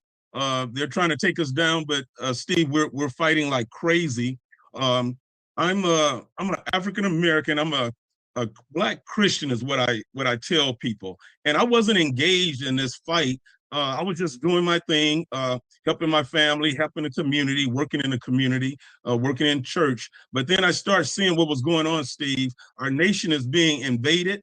Our rights are systematically being taken from us. Our government is really, again, like fighting against England. It's a tyranny. The taxation without any representation is ridiculous. And we know the politicians were taking more money from us than they should, but at least they wasn't taking our children away from us. At least we still had a little bit of freedom. It's just what they're doing is just ridiculous. We're all fighting for our freedoms. There are a lot of people that's a lot smarter than me, guys, that are involved in this election integrity fight. California has been a big trendsetter throughout kind of like the history of this country. But we got to stop following California. California was like that cool kid in school, and everybody wanted to, be like that kid. We had big tech, we had entertainment, we got culture, we got amusement parks. Everybody wants to come to California. But if you know what's going on now, the trend is people are leaving California. People are saying that's enough. I've had enough. I know people that's going to Texas, people that's going to North Carolina, people that's going to Arizona, and even Kentucky. They're running away from California. But I want you guys to know that they are patriots like Ron Edwards that's standing in the gap, and we're fighting for California. I want everybody to know that there's more Republicans in California than any other state in this union. And we have good patriots here. We have moms here that's fighting. We have dads here that's fighting. And like I say, again, we have patriots that are fighting here. We have the sheriff in Riverside County. He's fighting this election integrity thing, and he pulled the ballots. If you guys know, we had a special election in 2025. It was November 2025. And the big thing about that election was Proposition 50. And, you know, these tyrants that's in our government, we have a super majority here of Democrats, and they won't let those 40% of Republicans in this state have a voice. You can't even speak. You can't have your representation. They're taxing us, but there's no representation. So the sheriff seized about 650,000 ballots from that November special election. And then, you know, the Democrats were in an uproar. And so now what's going on is it's like the courts have gotten involved, and it's, I guess they're going to sort through this. But one thing about the judges in California, we know they legislate from the bench. So we don't really look for good things from the courts. But like I said, again, we're in this fight. The sheriff is fighting. A lot of us patriots are fighting, and we're behind the sheriff, and we're behind all of us patriots. Now, one of the things I see, guys, when it comes to young people, and I'm trying to get more young people. I ran for the California State Legislature in 2024. No political connections or anything. I ran because I saw what was going on. I'm a veteran. I'm a licensed minister. I'm a business owner, and we want to get our country back. I got 45% of the vote. I got 60,000 people that voted for me. I had Republicans, 97% of Republicans voted for me. Democrats voted for me. Libertarians voted for me. Independents, no party preference, you name it. Everybody was like fond of Ron. I got in front of parents because the parents, we got parents, and those parents are going to change things. We got Sonia Shaw running for the superintendent in the state. And when I get in front of the parents, I don't care if they white, black, Mexican, Asian, it doesn't matter. We're Americans. We're just patriotic Americans. I say, hey, mom, hey, dad, nobody should be talking to your kid about anything. You know what percentage of parents agree with me? 100%. We have a lot of problems, you guys, like Mike Liddell was saying and other people were saying. We know that the cheating is going on with the election fraud. Donald Trump had a saying, make it too big to rig, but we know this Dominion machines and all these other machines are in front of us. But I am confident that we have some smart people on our side that's going to solve these things that are going on. So I want you guys to pray for me, okay? So and did I hear you? Yeah, go ahead. So yeah, I'm in this fight. So 2026, the election is in June, and I need all the support that I can get. One of the things that really caught my attention, Steve, are Christians. There's 90 million Christians in our nation. You guys should know this. 40 million Christians don't vote. The conservatives, American conservative principles. So these are people that already agree with us on the conservative side. We just have to get them to vote. The apathy is really tremendous with the young people and the Christians. I've been visiting churches like crazy. I never stopped. I've been doing this since after the 24 election. I probably visit, me and my wife, 6 churches in 8 weeks. And so we're getting the men of God. I'm getting men of God say, man, I voted for the Democrat last time. I'm voting for you this time. We're going house to house. And when I say house to house, we're putting boots on the ground, and we're going to every church house we can go to, Steve, because this fraud is ridiculous. In California, we give them $320 billion every single year. Then they turn around and say, hey, Mr. Jones, Mr. Smith, Mr. Johnson, we need $70 billion more dollars. And one of the things I tell people, I say, if you give me $320 billion with a B, I'll give you 2 things. I'll give you a receipt, and I'll give you some change. That's just common sense. California doesn't give the people a receipt, and then they don't even let them know. There's no transparency what they're spending that money on. California is leading from the back. Homelessness is high. Crime is high. The prices of everything is high. We got to get these elections turned around and get California to represent the 40 million Republicans that's in this state, Steve. Ron, tell us about the sheriff and what he did with all these ballots and everything. What's going on there? in Riverside. No, Steve, he did take the ballots because of election fraud. They wanted to look into the election fraud because of that election I was talking about, the special election Proposition 50, what happened in November 25. But it caused the uproar, so all the ants come out the hill. The Attorney General, everybody in California, they made a big uproar about it, and so it's just politics being played. One thing I tell people, the only science that Democrats know is political. They know political science. So what they're doing is they're going to fight it in the courts. And so we're waiting now to see what's going to happen from that court decision. So how do people reach you if they want to donate or they want to get involved in your campaign? I know we have a lot of people from California on here, all over the country. And Steve, I put my information in the chat so if they can see that, but I'll give it to you again. I'm gonna give you my email address, and it's Fight Apathy, FIGHT, Fight Apathy, APATHY 105 at gmail.com. We have to fight apathy. So I made my email Fight Apathy. We got too many Americans that's had it good for so long, and we just depended on our politicians to do a good job. But now we have to fight this apathy. So my email is fightapathy105 at gmail.com. I'm going to give you my phone number. Give me a call. My number is 909-241-7642. Once again, that number is 909-241-7642. My website is Ronald Edwards 4 FOR assembly.com. Again, that website is Ronald Edwards 4 FOR assembly.com. God bless you, Steve. Thank you very much, Ron. Appreciate you coming on. Raj, you Yes. you available? Great. Thank you, everybody. Thank you, Steve. Thank you, Ron, for that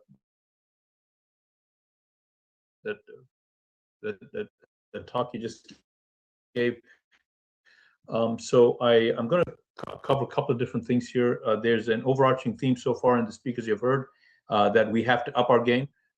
You've heard even though we're an election integrity group here, you have heard a lot of the speakers that have spoken so far talk about the importance now of making sure that we have a plan to defend key seats and take key seats in order to make sure that the midterms take place the way we need them to take place. Statistically, the odds are not in our favor because I heard Seth Keshel say midterms will go against the Oval Office, but we cannot abide by statistics. We've got to change those statistics, and we have to have this election go the way we want it to go. So with that in mind, I'm just going to share a couple of things. This is a little bit off of the election integrity space, but I want to share it in a way that might hopefully motivate you. I want to share it in a way that will embolden you. And so to do that, I'm going to start off with something that you probably are aware of if you've been tracking the news, and that is this controversy surrounding the mural here in Rhode Island, where I am at the moment, of a mural of a victim of a violent crime. So for those of you who are not aware of this, a quick update here. This is Irina. She is a woman that was sitting in a train over here, just as you can see, reading her iPad, I guess. And behind her is a criminal who had been arrested and released many times. And unprovoked, he got up. You can see his hands rising up there. And I'm not going to share the more graphic pictures here, but she is now realizing she's under attack, and she was brutally killed in the United States of America on public transportation. And so the reason I'm bringing this up is this is caught on video. There is no speculation on what happened. It's caught on video, and it's in plain daylight, plain sight. And yet now what is happening is the mural that was erected to paint honoring her memory got started. You can see it partially finished here. And then here in Rhode Island, the opposition has said that they do not want that mural going up. Now, why did I bring it up on this call? It's got really nothing to do with election integrity. Why I brought it up on this call is it's a current day, very present showcase of the evil that we are battling against. If you take this and then you take the other thing that we have talked about before, which is Tina Peters, who is still in jail at the moment, we are seeing many, many cases of the evil that we have to push back on. Now, with that in the background, and I apologize to anyone who I may have upset with this really tragic news and the way the opposition is just trying to now attack, by the way, and marginalize the artist who painted that mural. With that in the background, I want to just show you a little bit about what's happening as a playbook here in the state of Rhode Island. Rhode Island is a supermajority Democrat state, and the Republicans here, many of them, not all, have said that there's really no way to create a decisive victory in this state. And the reason I brought this up is the reason I'm in Rhode Island, as you may know, is I'm working with my colleague, a business partner, Vic Miller, who is running as a Republican in the blue state of Rhode Island for the United States Congress. So his approach, and I want to share this with you because if he's doing this in the blue state of Rhode Island, I want to encourage you to consider this kind of a very bold, ambitious, well thought out strategy in your location, not just to put forward election integrity, but also to get individuals that represent the values on this call into office. The reality is we are going to lose Republicans in Congress, both the House and Senate. That's the reality. The thing we need to do now is we have to earn new seats. We're going to lose somebody, we have to earn. And so to kind of give you an idea what we are doing there is we actually, again, remember, this is Rhode Island. This is a blue state, Rhode Island. And just over 4 weeks ago, we had a rally. And this rally was sold out. We had to turn people away. The reason for that is that the approach that Vic Miller is taking is very bold. It is very audacious. He is literally going on the offensive publicly against the evil that we see in our communities, and people are responding to that. Some Democrats are responding to it. Lots of independents are responding to it. Republicans that have historically not voted are responding to it. We're having people come and say, I have not voted, but after listening to what Vic wants and the conviction with which he's speaking and the unapologetic, non-compromised manner in which he's pushing his sharing his ideas, I'm going to vote for the first time. I'm going to vote for him. So to give you a sense, this is the next rally. And if you, by the way, in the New England area,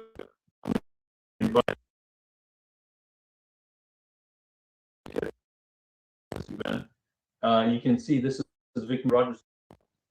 Ian Gaudreau is now the literally world famous mural artist because he is just a small businessman, but because the mural he painted of that victim, Irina, that I showed you earlier, was canceled. And now there's whole controversy around that. And now the entire city wants to railroad him and portray him as a villain. He has now gained notoriety, and he is going to be one of the speakers as well as other leaders. So this kind of approach, my colleagues, of being bold, of being audacious, speaking the truth in an uncompromised, I might say even a non-politically correct way, is a way to get people who historically haven't voted because they're disgusted with the lukewarmness and the complacency even of conservative politicians. That approach we're seeing here is sparking interest and enthusiasm and participation from that group. Our biggest challenge, well, let me say it differently. One of the challenges we have in the midterms is getting people who have checked out. They're upset about what's going on. I'm talking about people that think like us. They're upset of what they see on the news today. They don't feel that the people that are in office are doing it in their particular states, maybe doing a good enough job.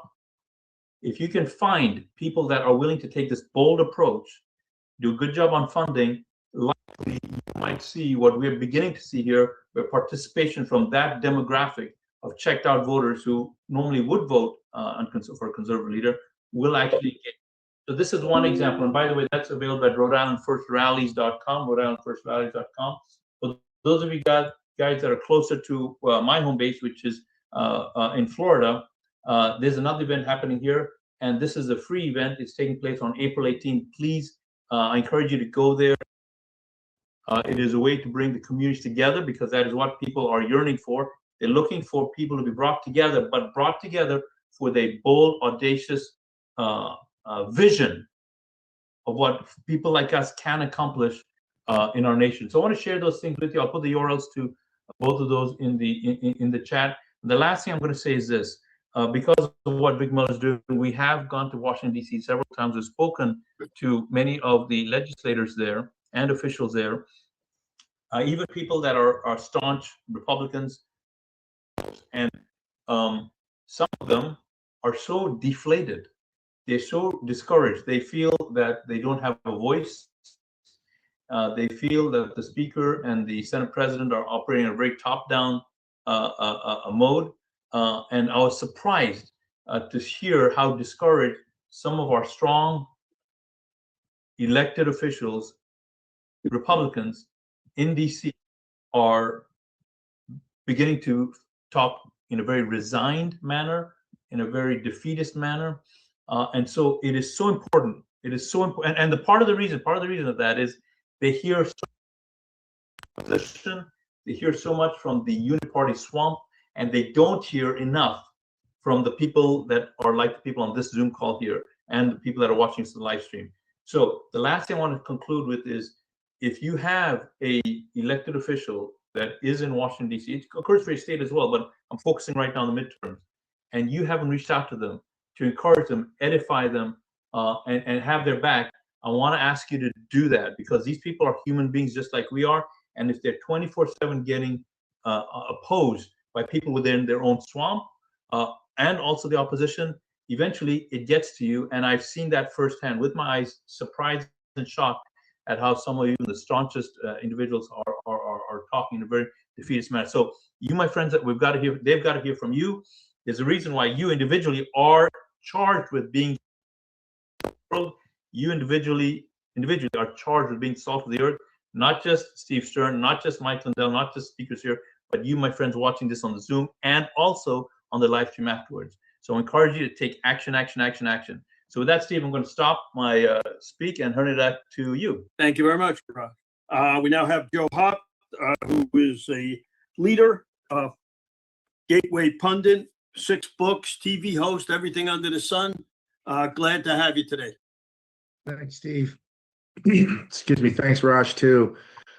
Great presentation. You know, I was thinking as you were talking, Raj, Rhode Island has a very unique business model for their elections. I don't know if you know that, but there's something very, very unique about the way that they run things there that makes it easier for us to decipher what's going on there. So anyways, thanks for that.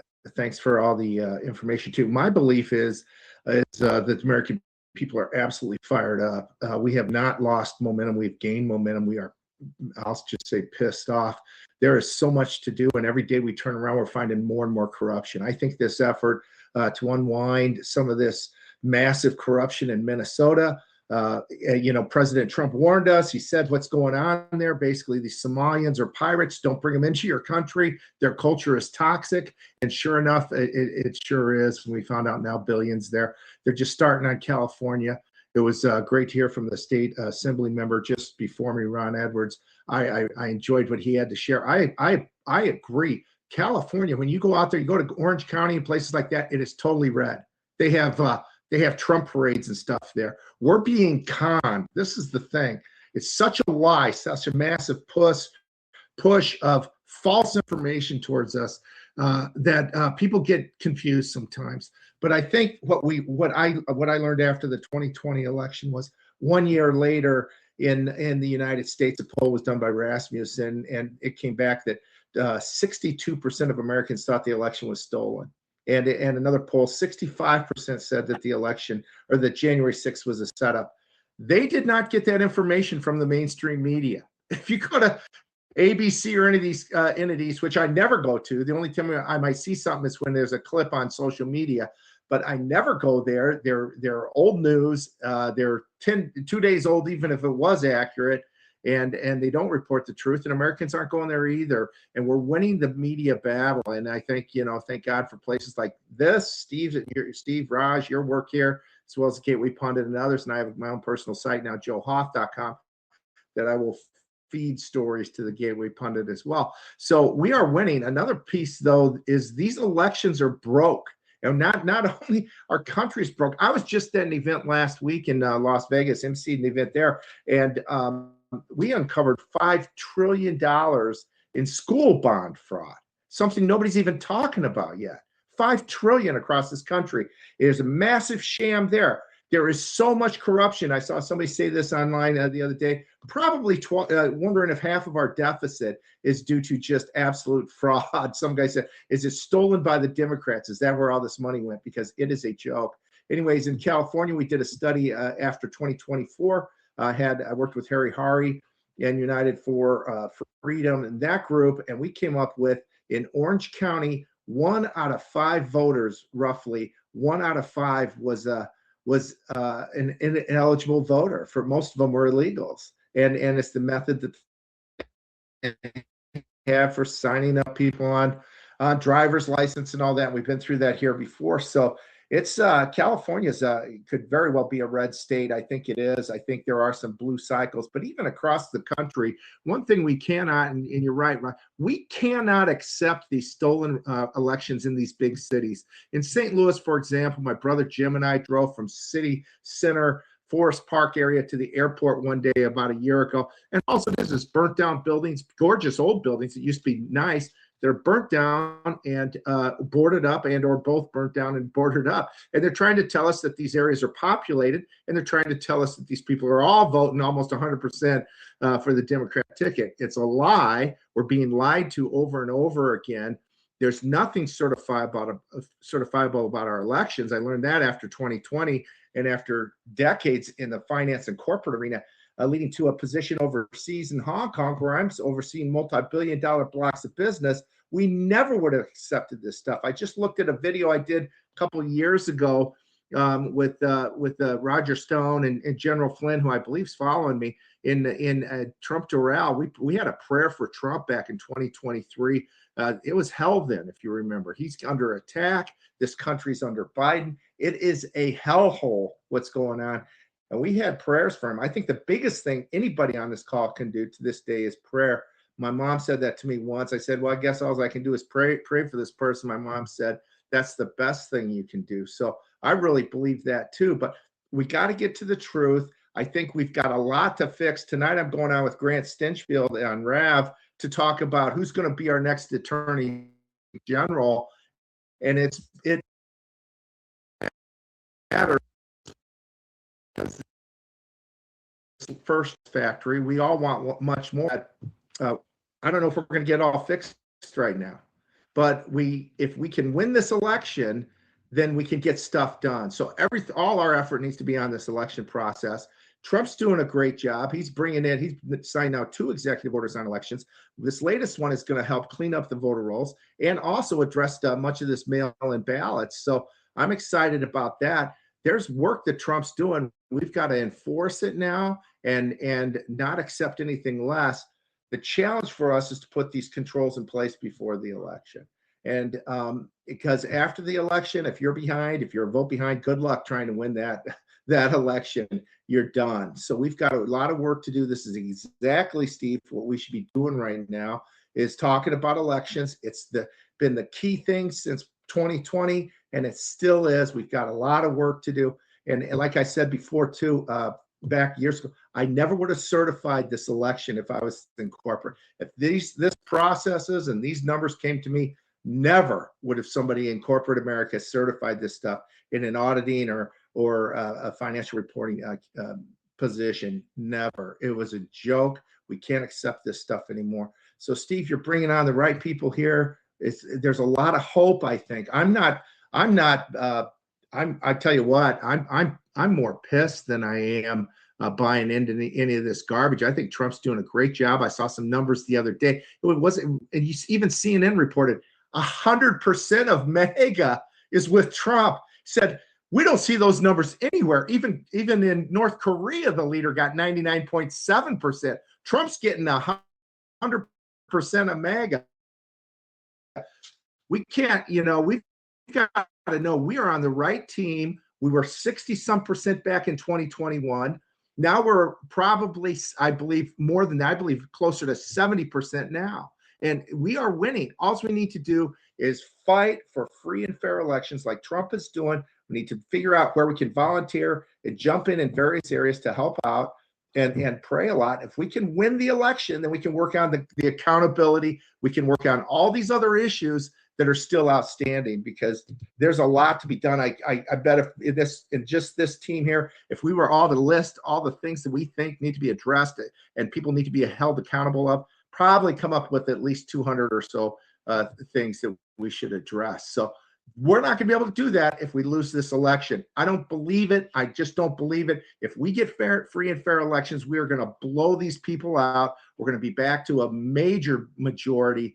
And we'll hopefully get rid of these rhinos in the process on the way too, because there's a lot of people that say they're Republican, but they're not. I put a piece up yesterday, got a lot of attention to that at Gateway Pundit.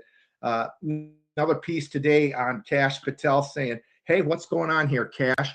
Seth Rich was murdered 10 years ago, a decade ago, and these people that are asking for information and the FBI is blocking it. Are you aware of it, or are you allowing it? What's the answer? Because we need to find the answers to places like this. Was the whole story narrative behind the whole Russia collusion 1 minute. We got General Flynn.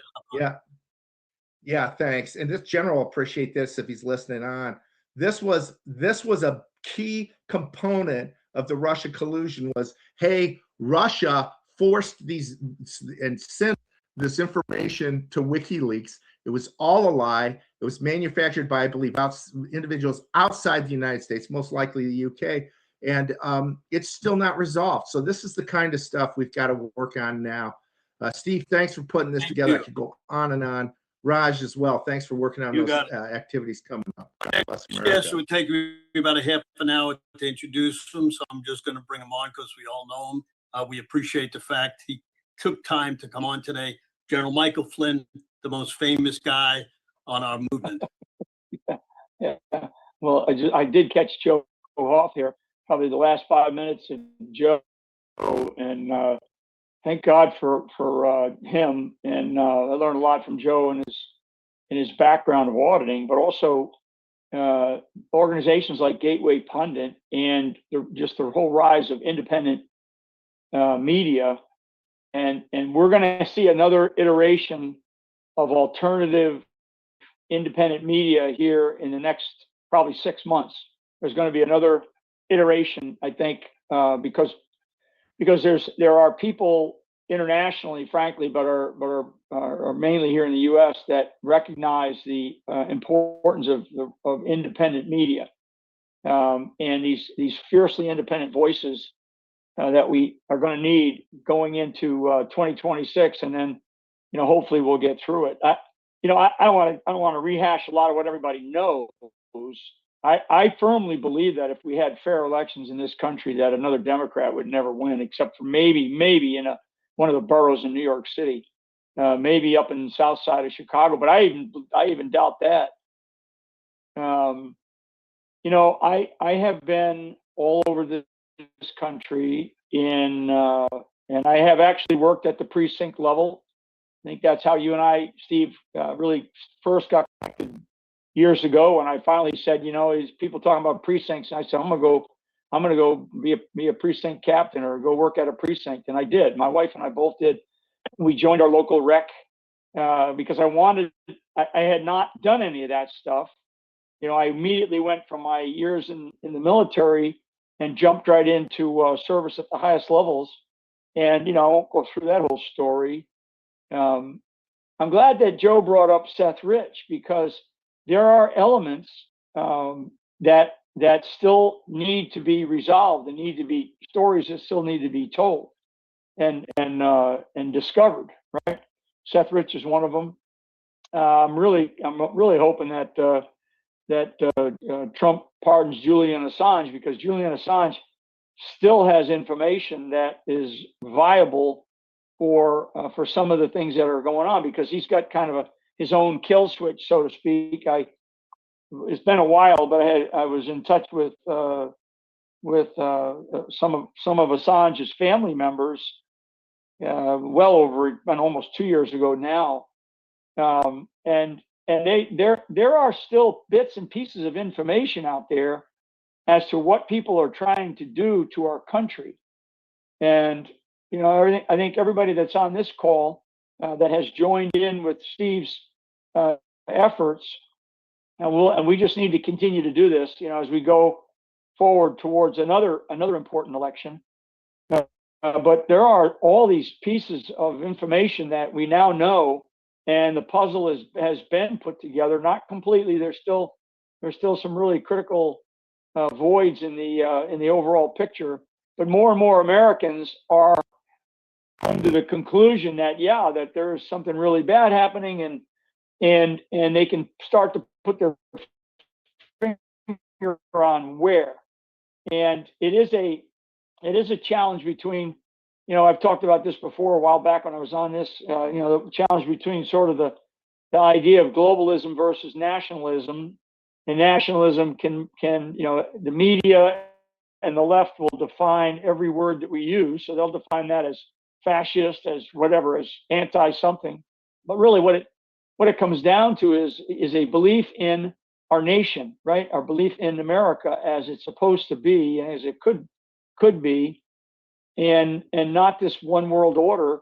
And there are many people around Trump that believe in this one world order stuff. Trust me, they're not, he is not void of voices whispering in his ear almost on a daily basis of people who believe in this crap. And this is kind of what most of Europe is dealing with. There's a complete shift going on in Europe right now, and I have had an opportunity from the last time I was on here. I have had an opportunity to go and visit a couple of places in Europe, as well as nations in Africa, and I'm going to do a trip over to Asia here. Basically, what I'm doing is I'm trying to gauge who's on our team, right? So President Trump can do that, but it's different when you're dealing with the President of the United States. People treat him differently. They talk to him differently. They act differently around him, versus others who understand, that level and can gauge and discern about, and not have to worry about the political mess that we have, and just get to kind of an honest conversation, back channel, behind the scenes, whatever you want to call it, and get a sense of where do they think America is going. A lot of concern, those countries that are deeply, deeply relying on America to stay strong. I'll dive in here down to the local level here in a second, but I want to lay this out because I think that it matters. So I'll always go back to the local action business. But I want people to understand that we are not, just because Trump's in office and everybody, Joe just talked about it with, we just wasted a year plus 14 months, 15 months maybe. If you think about the couple of months in transition, we just wasted a year of not getting to what the Department of Justice should have been getting to. And I don't know. I stay close touch with organizations like Judicial Watch and a couple of others, but particularly Judicial Watch, and look at the cases that they have pending or the FOIA requests that they have pending. And I'm looking at them and I'm saying, why isn't the Department of Justice giving us this information? Why are they fighting it? And the reason is because below the top layer of leaders that were put into place by President Trump and by his team, his transition team, down below that layer, it's very thick. It's a thick, murky substance of goop, of deep state goop, and it's very hard to scoop that stuff out and get rid of it. There's so many people still in the Department of Justice, still in the FBI, still, frankly, in the Department of Defense. Thank God for our uniformed military, who knows what they're doing in this sort of time that we're in. But dropping bombs and telling us how many missiles we fired, how many missiles we've engaged, that does not matter one iota. And in fact, the wonderful operations that our military has accomplished in Venezuela to get Maduro, and this recent one where they rescued these pilots who were downed over in Iran. To me, those are normal things that they're very complicated. They're very challenging. They're filled with risk. But those are expectations that a guy like me has, that we should be able to do that without batting an eye. Those are the things that matter. We can pat ourselves on the back all day about our ability to be able to do that and to do those kinds of things and to drop, hundreds and hundreds of bombs. But that's all we did in Vietnam. Frankly, that's all we did in Korea too, because we started bean counting in the days of Korea, and we started doing deployments there instead of doing what we should have done. And we did that all the way up until right now. It has nothing to do with any of this. What it has to do with is whether or not there is a legitimate plan to get us the hell out of Iran as quickly as we can, declare victory, and then what, right? Then what? Is like President Trump said, is Iran gonna pay for every, they're gonna give us a tariff or a tax on every ship coming out of the Persian Gulf, or if there's gonna be other countries benefiting from the oil coming out of there, are they gonna pay us? Because they haven't been. And we've been providing security for the better part of for half a century. So that's a kind of a big, washing over of a lot of geopolitics that are in play right now. But still, and this is where Steve and this body has come together on. The most important thing in our country is free and fair elections. If we don't have free and fair elections, then we can't move forward. And I'm telling you, I'm watching the primaries right now. I haven't seen one state, not one change, other than local groups of American citizens who have done things like cleaning up voter rolls, getting in there and making sure that there's a little bit more organization. Maybe people running for some local offices and they're in these local offices, but Jesus, I mean, look at the problems that we had in Arkansas. And Arkansas is run by, a Huckabee for Christ's sake. So somebody who is going to run for president of the United States, by the way, I mark my words, she will be on the primary ballots for the next president in 2028. She'll run. So, but she won't fix her own elections in Arkansas. I'm picking on her because she should be one of the first ones to do it. She should have done it when she first got into the governorship. Never mind what challenges we have in California. I mean, Joe Hoff, and I don't know at the beginning, but God, the work they've done in Orange County and to try to expose basically the criminal theft that's occurred out in California. And for those that there may be some folks on here from California, the California GOP, frankly, is one big money laundering operation. I mean, and I've been out to California a bunch of times and spoken to Lincoln Reagan dinners and spoken to different RECs in different parts of the state. And the GOP never shows up. The leadership of the GOP, they never show up. Why? Because they want your money and they don't really care about whether or not they get the governorship. If they did, then they would fight much, much harder against the kinds of problems that are occurring out in California right now. So, Arkansas, and you look at some other states, Texas, Ron DeSantis, Florida, Ron DeSantis finally, I think it's today, I haven't read the whole thing yet. He finally declared Sharia law as basically against the law, but I have to read the legal document that he signed. But look at what's going on in Texas.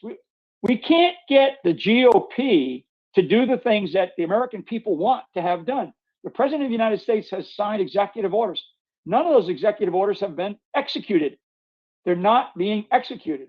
And the only way they're going to be executed is if we, in our own ways, in our states, in our assembly level, assemblyman level, committeeman level, county level, we have to put pressure on the GOP, who the GOP desperately wants to get rid of MAGA. They desperately want to get rid of Trump. There's a lot of things that I disagree with Trump on. One of them is when he picks some of these rhinos who he gets behind. Lindsey Graham's a perfectly, the poster child for somebody who can't stand Trump, but because Trump's over, fighting wars over in the Middle East, he's his best buddy. So Trump has got to realize that when he's said and done, they're like, thank God he's gone. And I'm telling you, don't count on the GOP to jump on board the MAGA movement post Trump. And Trump's going to work very hard to figure out, okay, who should take the con once he's out of there. But he hasn't come out and said, J.D. Vance is my heir apparent. He hasn't said, in fact, he said, yeah, maybe J.D. He said, maybe Marco, maybe there's somebody else. I mean, so we have to connect. This groups like this, and there are others. Each one of you is part of some other element, some other political element in your state or in your local level. And what we're going to have to do is we have to stand up and really make our voices heard and make our positions count where it matters. And if you have access to a governor, then get access to the governor and let them know, voice your concern if they trust you. If they don't, but you have access to a state legislature or a member of the House of Representatives, a U.S. senator, we've got to get our voices heard.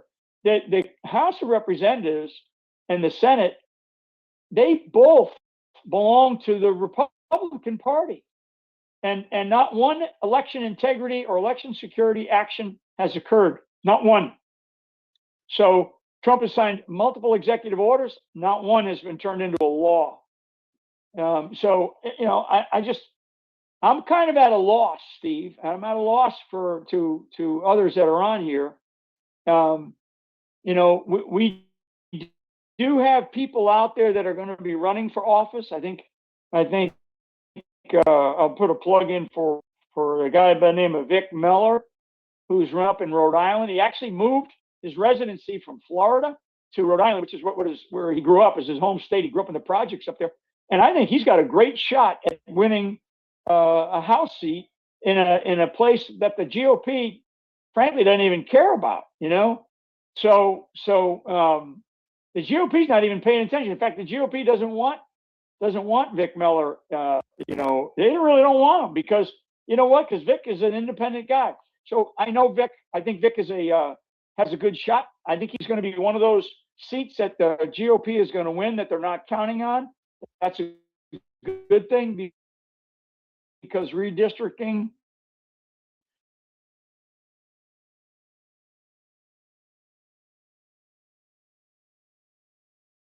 The redistricting efforts, and it's going to matter a lot.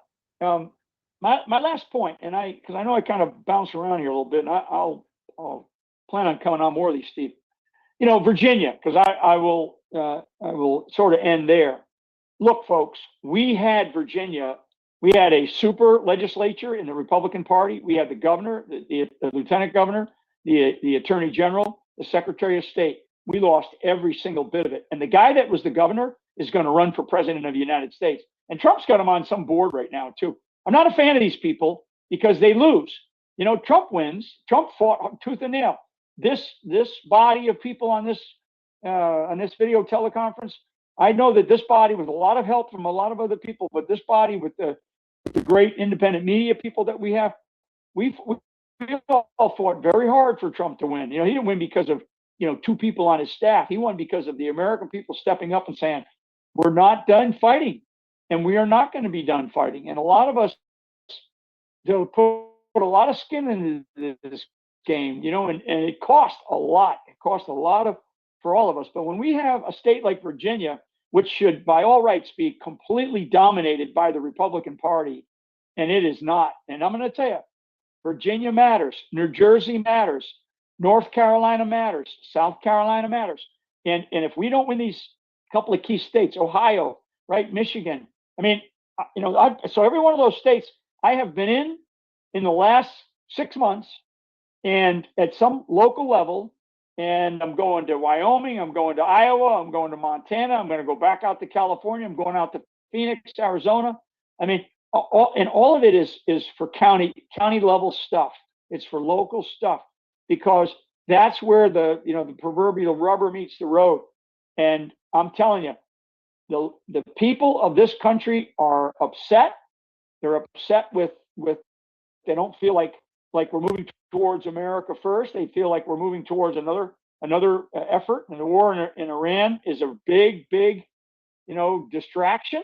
And it's going to it's costing us $1 billion a day, if not more. Let's pray that Trump has a good exit strategy and a quick one here, and we're done with it.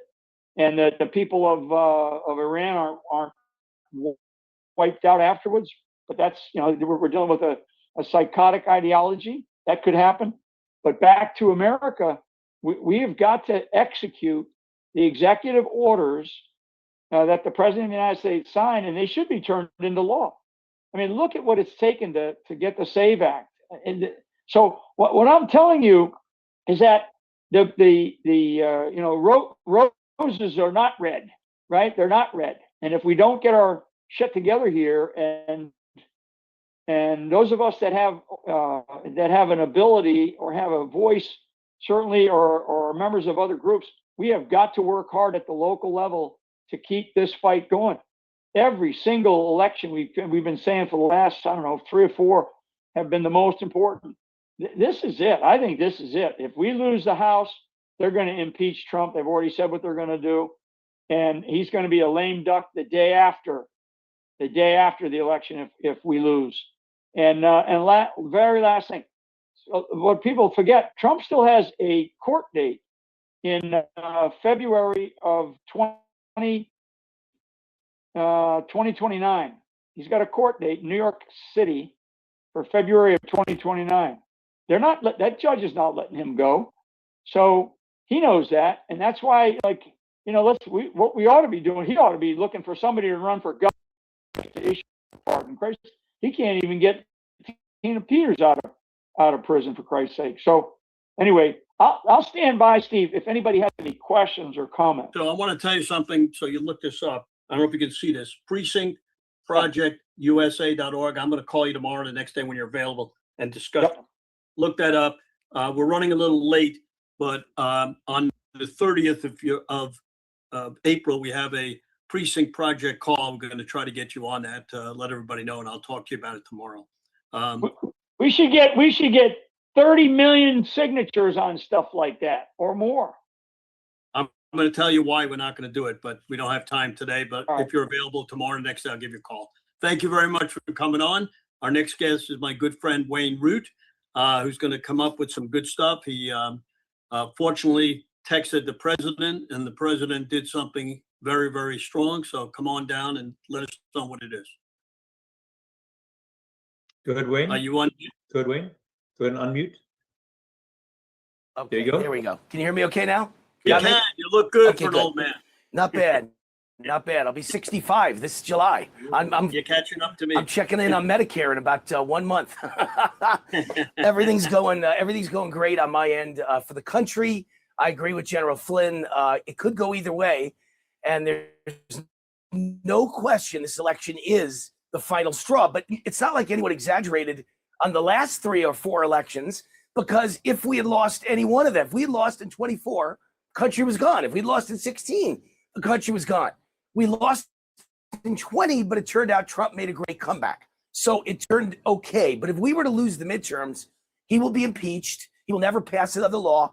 And then we move right into 28. And if we don't have SAVE Act or an executive order in place, which is even better in the SAVE Act, to limit mail-in ballots particularly, and also voter ID and proof of citizenship, and stop the machine voting and get the hand ballots counted and stop voting beyond election night, stop counting ballots beyond election night.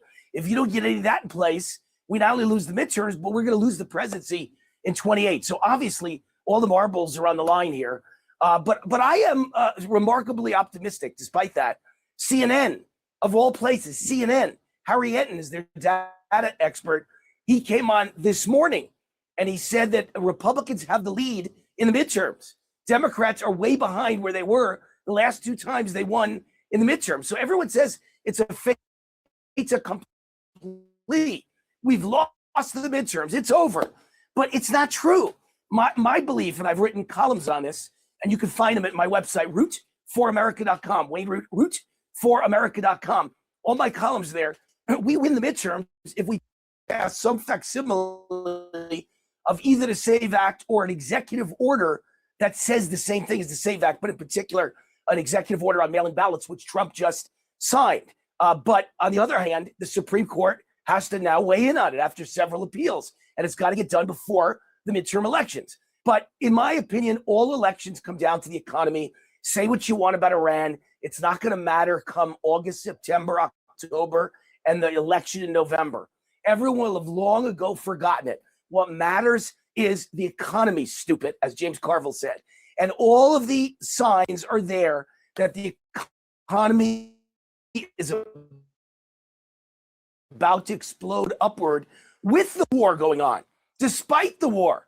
Lots of great news last week that I reported on my America's Top 10 Countdown show on Real America's Voice TV. Lots of great news about retail sales, jobs, small business jobs, GDP. Everything is showing, what do they used to call green shoots? That I think that if the war can get over in the next few weeks, hopefully the next 4 to 6 weeks, Trump can end this thing maybe sooner. If the Iran conflict is over, then I think, and the economy goes well, and we pass some facsimile of either the SAVE Act or we get the EU approved by the Supreme Court, the EU executive order by Trump, we can and will win the midterms. It's going to be very different than people think, and I'm putting my money on this. I'll bet we win the midterms because Trump's economy is about to explode just in time for the elections. It's going to be a great summer of great economic stats and a great fall. So I still feel a lot of optimism.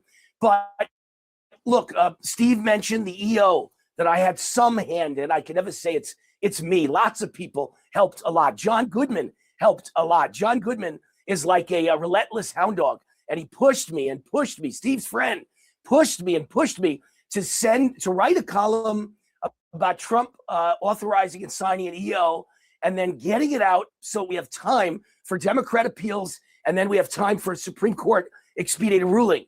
And I did, and then he pushed me to send it to President Trump, and I did. And then he pushed me to send a text to President Trump. I've got his cell phone, and I did. And literally 3 days after I announced it on TV, President Trump announced that he was signing the EO, which is the best thing we've got, much better than the SAVE Act. John Goodman, who's my election expert and Steve's election expert, will tell you much better than the SAVE Act because this EU is really strict about mail-in voting, mail-in ballots, and it's tied in the Social Security Administration with being the final arbiter of who gets to vote and who doesn't. If you don't have a proper Social Security, and if they're not registered at Social Security, they're not voting. So it's a really good executive order, much better than the SAVE Act. So we got to get it approved by the Supreme Court. The good news is I told Trump on a text, you need to sign it now. Do not wait for the SAVE Act because it'll be sued. It'll be appealed. It'll be appealed again. And then it's going to go to the Supreme Court. We got to get all that done before the midterms. You got to sign it in March. He signed it on the last day of March, 3 days after my opening TV commentary on America's Top 10 Countdown, and about 5 days after I texted him and told him he's got to, this has to happen. So that's good news. The CNN report that we're ahead for the midterms is great news. And then I want to tell you about some other situations going on. First of all, I'm laughing about voter ID because we all know you need it for everything. The Obama Library. Do you know they have a contest to get in free on opening night to the Obama Library? And in order to enter the contest, you have to show proof of citizenship. Could Obama get into his own library? It's these things are incredible. Democrats just lie and lie and lie. Their nose must be like Pinocchio. It's truly amazing. So, or Dorian Gray, on the inside, they must all be rotting because they're communist fraud liars about everything. So on the outside, they may look good. On the inside, they must be rotting to the core. But you need ID and you need proof of citizenship to get into a contest just to go to Obama's opening night at his presidential library, which, by the way, is a gigantic boondoggle with major cost overruns, typical, and is the ugliest thing anyone's ever seen. So I thought that was funny. And then I wanted to mention something that I think has gotten by most people. What do we just have a minute left here? Yeah.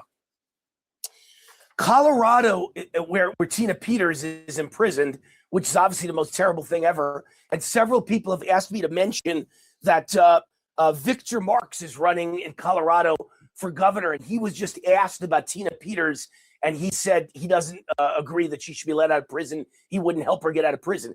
That's what people have texted me and emailed me and told me to mention on the air. So just make sure that you check out Marx versus Scott Bottoms, representative, both running for governor. See whose opinions are that we got to get Tina Peters out and vote accordingly for the guy who supports Tina Peters and vote against the guy who doesn't. Just make sure about that. And last but not least, Steve, Colorado is now forcing lawyers to sign their life away that they will not cooperate with ICE in any way, shape, or form, or they lose access to the legal computer system of the state of Colorado. They're asking lawyers to break the law and aid and abet illegal aliens.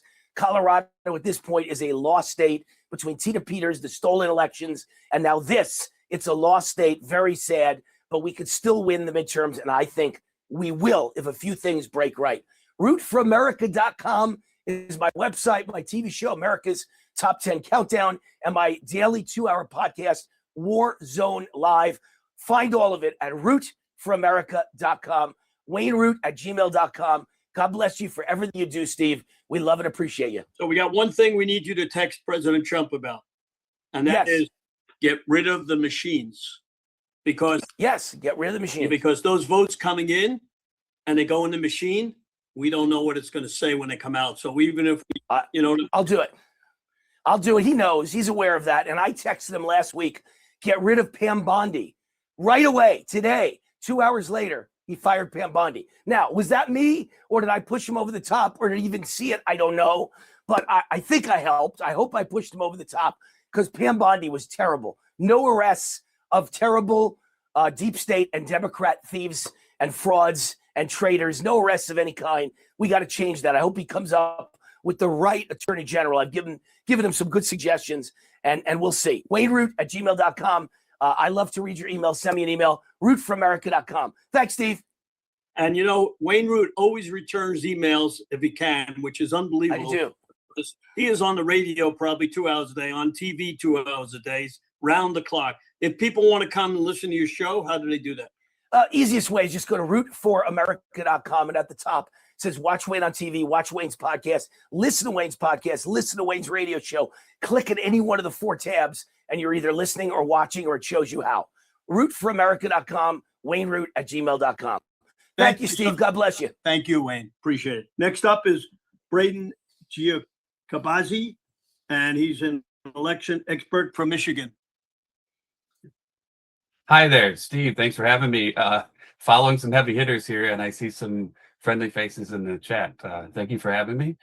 I wanted to talk today. It's funny that Wayne brought up machines here at the end because you have these establishment types, these fakes in the party and elsewhere that claim they want election integrity, but they want to give you as little as possible just to satisfy your taste without actually solving the problem. So one of the things we see in our party is that here in Michigan, I'm from Michigan, and I've worked in election integrity for the last 5-6 years with some of the people on this call. And what we notice is that now they'll admit that maybe there's fraud and we just have to eliminate mail-in ballots and that'll solve everything. And obviously that's not true. And one of the things that caught here in system, a data system. Can I share my screen, Steve? Okay. So we found a new system here that they're trying to push within the Republican Party that snuck its way in like a Trojan horse here to manage election data. And these are people that claim that they want election integrity. And they'll go on news broadcasts and say, look, we've implemented this system. It's so transparent. Well, what is the system? The system is called Cyvera, and it's a system that will manage your ballot images after an election, and it will also manage qualified voter files and those sorts of things. It's a suite of software, and in Michigan, we've installed 2 of their pieces of software, and their number of software that they have, the numbers of them seems to grow. And so eventually I assume they're going to be one of these all-in-one systems that can pretty much control everything. And just like George Orwell says, if you control the present, you control the past. No history, because they will be in control of it. Now, what Cyvera does in Michigan right now, it snuck its way in with a Republican clerk. This wasn't the Democrats, and they snuck their way in by saying, we will manage your ballot images for you. So during an election, your tabulator, your machine that you shouldn't have, but you do, it should be taking an image of every ballot. Well, when you FOIA for that image, you expect to be getting that image, the actual image from the election. But no. What you're actually going to be getting in this part of Michigan, as in 10 other states around the country right now and growing, you're going to be getting a different file format. So the image that's spit out by that machine should be what's called a TIFF file. It doesn't matter what that is. What it matters is that the original file is in one format, and then you will get a lower quality file put out in a PDF format, which is just a basic document format. And then, so you won't be able to know that it's the same file, but also it will have metadata stripped out of it, such as timestamps, which would be some of the only things you could actually use to verify that it's an actual ballot. So when you FOIA this data, people will be going in thinking how open and honest and fair and transparent their clerk is. In reality, all they've gotten is a firewall between them and their own public data. And what's terrible about that is that you can't FOIA it. It's like an NGO, this company. And so whoever is on the board, whatever the transactions are, where the funding coming from, who's being messaged, right? Is he talking directly with the Open Society Foundation, which we'll get into in a second? You'll never be able to FOIA that. The only person you can actually FOIA is your clerk, and maybe glean some tertiary data from that. So that's a problem. So who is Cyvera? Well, Cyvera was created by a man named Friedman. Now, today he claims to be a very unbiased source who creates this company who just wants free and fair elections, and that might be true. However, if you look at his background, it's pretty diabolical. So what we have here is he's the founder of a group called Voter Choice Massachusetts, which advocates for open primaries and election day registration. It has support Anna Presley, who was part of the squad with AOC and those people, Ilhan Omar. You have Elizabeth Warren supporting it. You have all of these leftist organizations such as SEIU, several of them. You can see here, if you zoom in, the Green Rainbow Party is supporting it, immigrant and refugee advocacy coalitions, and Common Cause Massachusetts, which will come into play in a second here too. So that's one group that he founded. He's not just a member, he's not just on the board, but he founded it. But he also founded a group called Rank the Vote, which is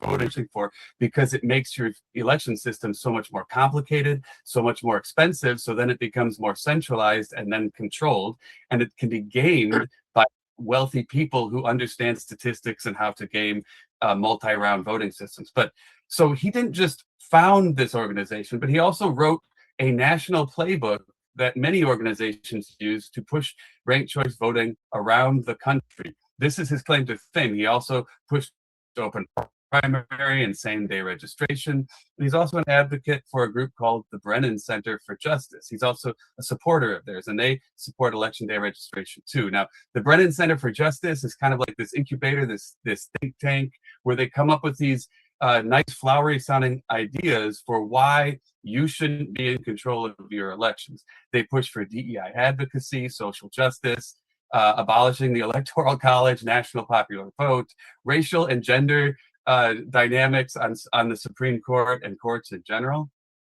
They actually were the incubator over here for our director of elections here in Michigan, Jonathan Brader, who who claimed to fame at the Brennan Center was to write 2 papers about why you shouldn't be able to clean up your voter rolls and why there was this very promising organization that was called ERIC that should be put in charge of your election materials. And he just so happened to end up being the chairman of that board eventually. Now, so who else is Adam Friedman? So Adam Friedman created those 2 organizations. He's pushed ranked choice voting for a decade. Then he founds this organization. But what else was he? He was also a board member of Common Cause, right? Common Cause is tied deeply into the Soros Network and the Open Society Foundation. In fact, if you go from Common Cause Massachusetts, where he was the board member of, if you go to the parent NGO, Common Cause, Robert Reich is actually the chair emeritus of that board, and it's tied to Arabella investors and all these people that are directly tied to the Open Society. But that's not all, right? This Adam Friedman guy who founded Cyvera, who he claimed, which he was nonpartisan. He was also a former board member of Mass Vote. So between all of these organizations in Michigan, right, Common Cause was actually the pusher of Prop 2 and Prop 3, which are in 2018 and 2022. These 2 proposals were signed into law, and they have devastated our election system with voting boxes, right, the drop-off boxes, mail-in voting, and all this nonsense that has made our elections so much more expensive, complicated, and difficult to understand and to adjudicate.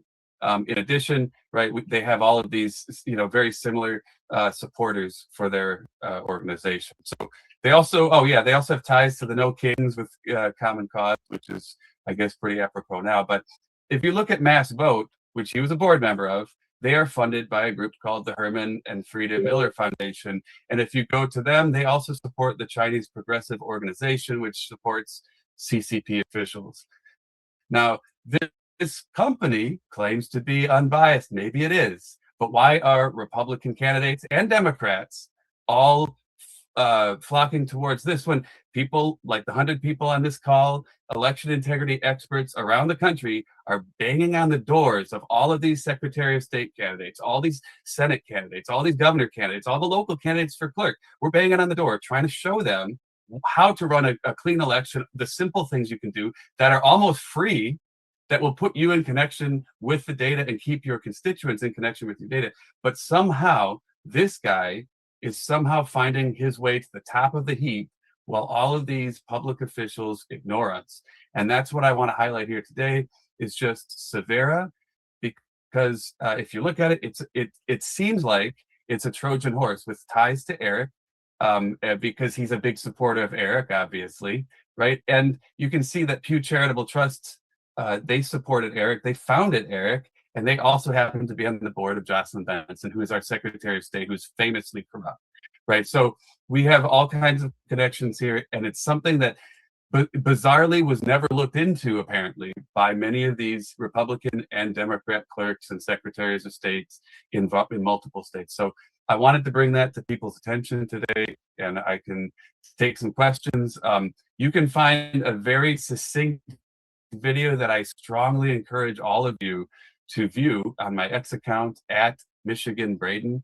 It's right near the top. It takes 5 minutes to watch the whole thing, and it summarizes everything with visuals, audio, and everything for people who don't understand it, so they can see that there's a firewall being put up between them and their data.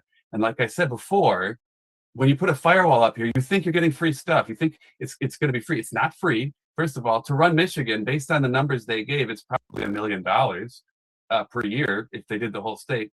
But secondly, it's a black box system, just like a Dominion voting machine, right? Just like an ES&S machine, just like any of these NGOs, you can't FOIA it. So when you're FOIAing data, it's like a sleight of hand. Braden, 1 minute. No problem. Yep. It's a sleight of hand where you think you're getting one thing and you're getting another. So I'll take questions now if you have. Yeah, they don't have questions, but thank you very much. Our next guest, Tina Peters' lawyer. We had to get him last because he was busy all day. I want to bring on John Case. Thank you for coming on. You want to unmute? John, go ahead and unmute. Unmute button will be on the bottom. There you go. Great. Go ahead, John. Thank you, Steve. Good to be with you all. So I visit Tina every Thursday. And I visited her last week and showed her the Court of Appeals opinion. We went through it. And for those of you who don't know, the Colorado Court of Appeals said that Tina was illegally sentenced because the judge who sentenced her condemned her speech. She was criticizing the Dominion voting system in Colorado. He disagreed with her opinion of it, and he said that she was peddling snake oil and was a liar and a charlatan, and that's why he won on appeal and sentenced her to 9 years in prison. So even the Colorado Court of Appeals recognized that you can't put someone in prison for their speech. So for those of you who want to follow Tina, if you go to her website, tinapeters.us, that's tinapeters.us, and sign up for emails, you'll see some very interesting stuff coming out in the very near future. I think Tina is going to be back on the air, and she'll have a lot to say about the voting system. I fully agree with Braden, and I was glad to see him talking because these machines are a menace to our freedom.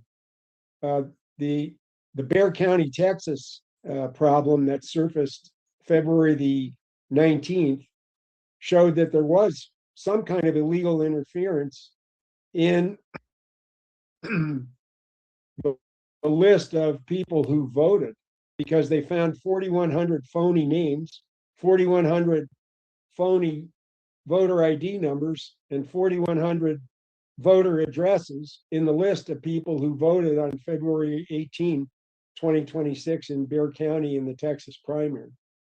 And then you have the situation in Riverside, California, where the sheriff seized the ballots because, according to the county clerk, there were 611,000 ballots.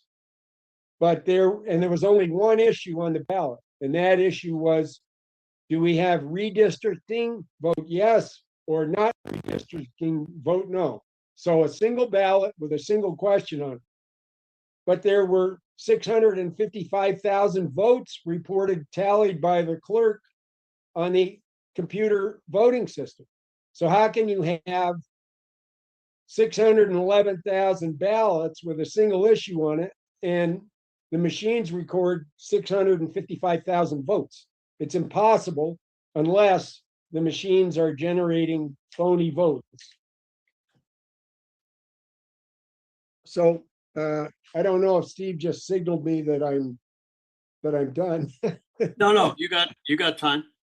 Okay, so we know that the machines are susceptible, and we know that in 2026 there has been outside interference in our elections in Texas and California through the computer voting system.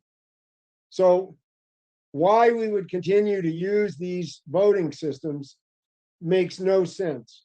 Why would anyone use a system that was developed in Venezuela to rig elections? I personally took the sworn test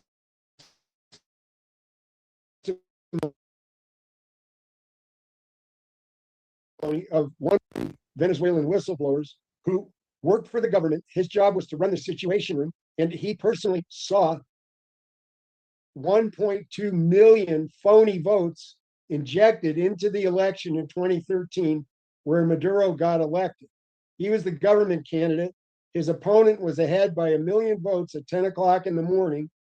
The people running the election, who were all government and military people, said, put 1.2 million votes in for Maduro. And because of that, Maduro won, and he couldn't ever be dislodged from power until President Trump removed him by military force. So once you get in through these electronic systems, there's no way to get out. And if we use these systems to count votes in 2026 midterms, my prediction is we're going to lose the midterms, because there's no way to see what happens inside these machines. The machine says Biden won, or The Republicans lost in Colorado. Again, you can't tell. There's no way to look inside the machine. In Colorado, audits are illegal. You can't have an audit unless the Secretary of State orders it. The Secretary of State is a Democrat and a political enemy of Tina. She's never going to order an audit of an election. So we're doomed if we use these machines. What is the alternative? Hand count the ballots in the precincts. When I got to Colorado, when I got out of the Navy in 1970, I cast my first vote in 1972. I went to my precinct. I showed my driver's license. They checked me in. They gave me a ballot. I filled out the ballot in a private, secluded place. Then I took the marked ballot and I put it in a slot right in front of an election judge. They marked me as having voted, and they had those votes counted, and they knew who won every race in the election by 10 p.m. Because in a precinct, you're only counting 1,500 to 2,000 ballots. A team of 20 election judges can do that in 4 hours, and then you know the results that night. It's perfectly feasible to do, but the computer companies and the Democrats don't want elections to be run that way. Those elections, when you hand count, are almost impossible to rig, because if you want to cheat, you have to cheat in every precinct, which is impossible. Now, if you want to cheat in Denver, Colorado, you can rig the system that's going to count 600,000 ballots. So you only need to rig it in one place, and you only need to affect the result by 2% to rig a close election. So that's why we need to get rid of the machines. John, a couple of questions. People are asking, when will the resentencing be? How long will it take? Well, so first of all, the opinion of the Court of Appeals that ordered resentencing is not final for 42 days until the date of the opinion, which was April 2nd. So now we're talking mid-May. We go back to the trial court for resentencing, and then that process can take a while. And if we don't like the new sentence, then we have to go back to the Colorado Court of Appeals and appeal the new sentence. Next thing they're asking is do you think the governor will pardon her or whatever he can do? Well, I really appreciate that question, Steve, because it would be very courageous for Governor Polis to commute Tina's sentence to time served. But you know that Governor Polis is a man who does the right thing. And he's not afraid of the extreme left wing of his party, which wants Tina to die in prison. The governor himself has said her sentence was excessive and unfair because a person who committed the exact same offense as Tina and had no prior record, just like Tina, who was nonviolent, just like Tina, that person got probation. What's the difference between the two people? Tina's a Republican and very outspoken on elections. That person's a Democrat and has the inside track with the judiciary. So she got probation. Completely unfair. And Governor Polis recognized that. And if he did the right thing and commuted Tina's sentence, people would see, the citizens of Colorado would see, hey, Jared Polis is a fair guy and he's not afraid to do the right thing. So we hope and pray that he does it. People are asking what they can do to help Tina. Appreciate that question too, Steve. Go to tinapeters.us, tinapeters.us. You can get the latest information on her case, and you can contribute to her legal fund, which we always appreciate. Also, they want to know how they can reach you in case they have any suggestions or need information. You can reach me at brief, BRIEF, at johncaselaw.com. John, thank you very much. We got to run because we got to be off here in about 3 minutes. So thank you very much for coming on, and we'll have you on again to update Tina. We'll try to call the governor to ask him for leniency for her. Everybody here loves her. You know, would you please, when you speak to her, let everybody know they keep asking about her. Well, I appreciate that, and I will tell her, Steve. I talked to her when I was talking to her Saturday on the phone. I said, you know, if you become outspoken again, somebody could off you in the penitentiary. They pay people to do that. And I am not afraid to die. I am more concerned about Americans losing their freedom. Thank you. So it's an honor to represent Tina. Thank you. Thank you very much. Okay, we came to the close today. Our next Zoom will be on the 30th of April. It'll be a precinct project, USA.org. We're asking everybody to sign up for that. This is very important. We spent 3 months working on this. 6 months before that, I will speak to General Flynn to help us tomorrow. If you would like to get a flag shirt, I see my co-host wearing his great flag shirt. Go to theflagshirt.com.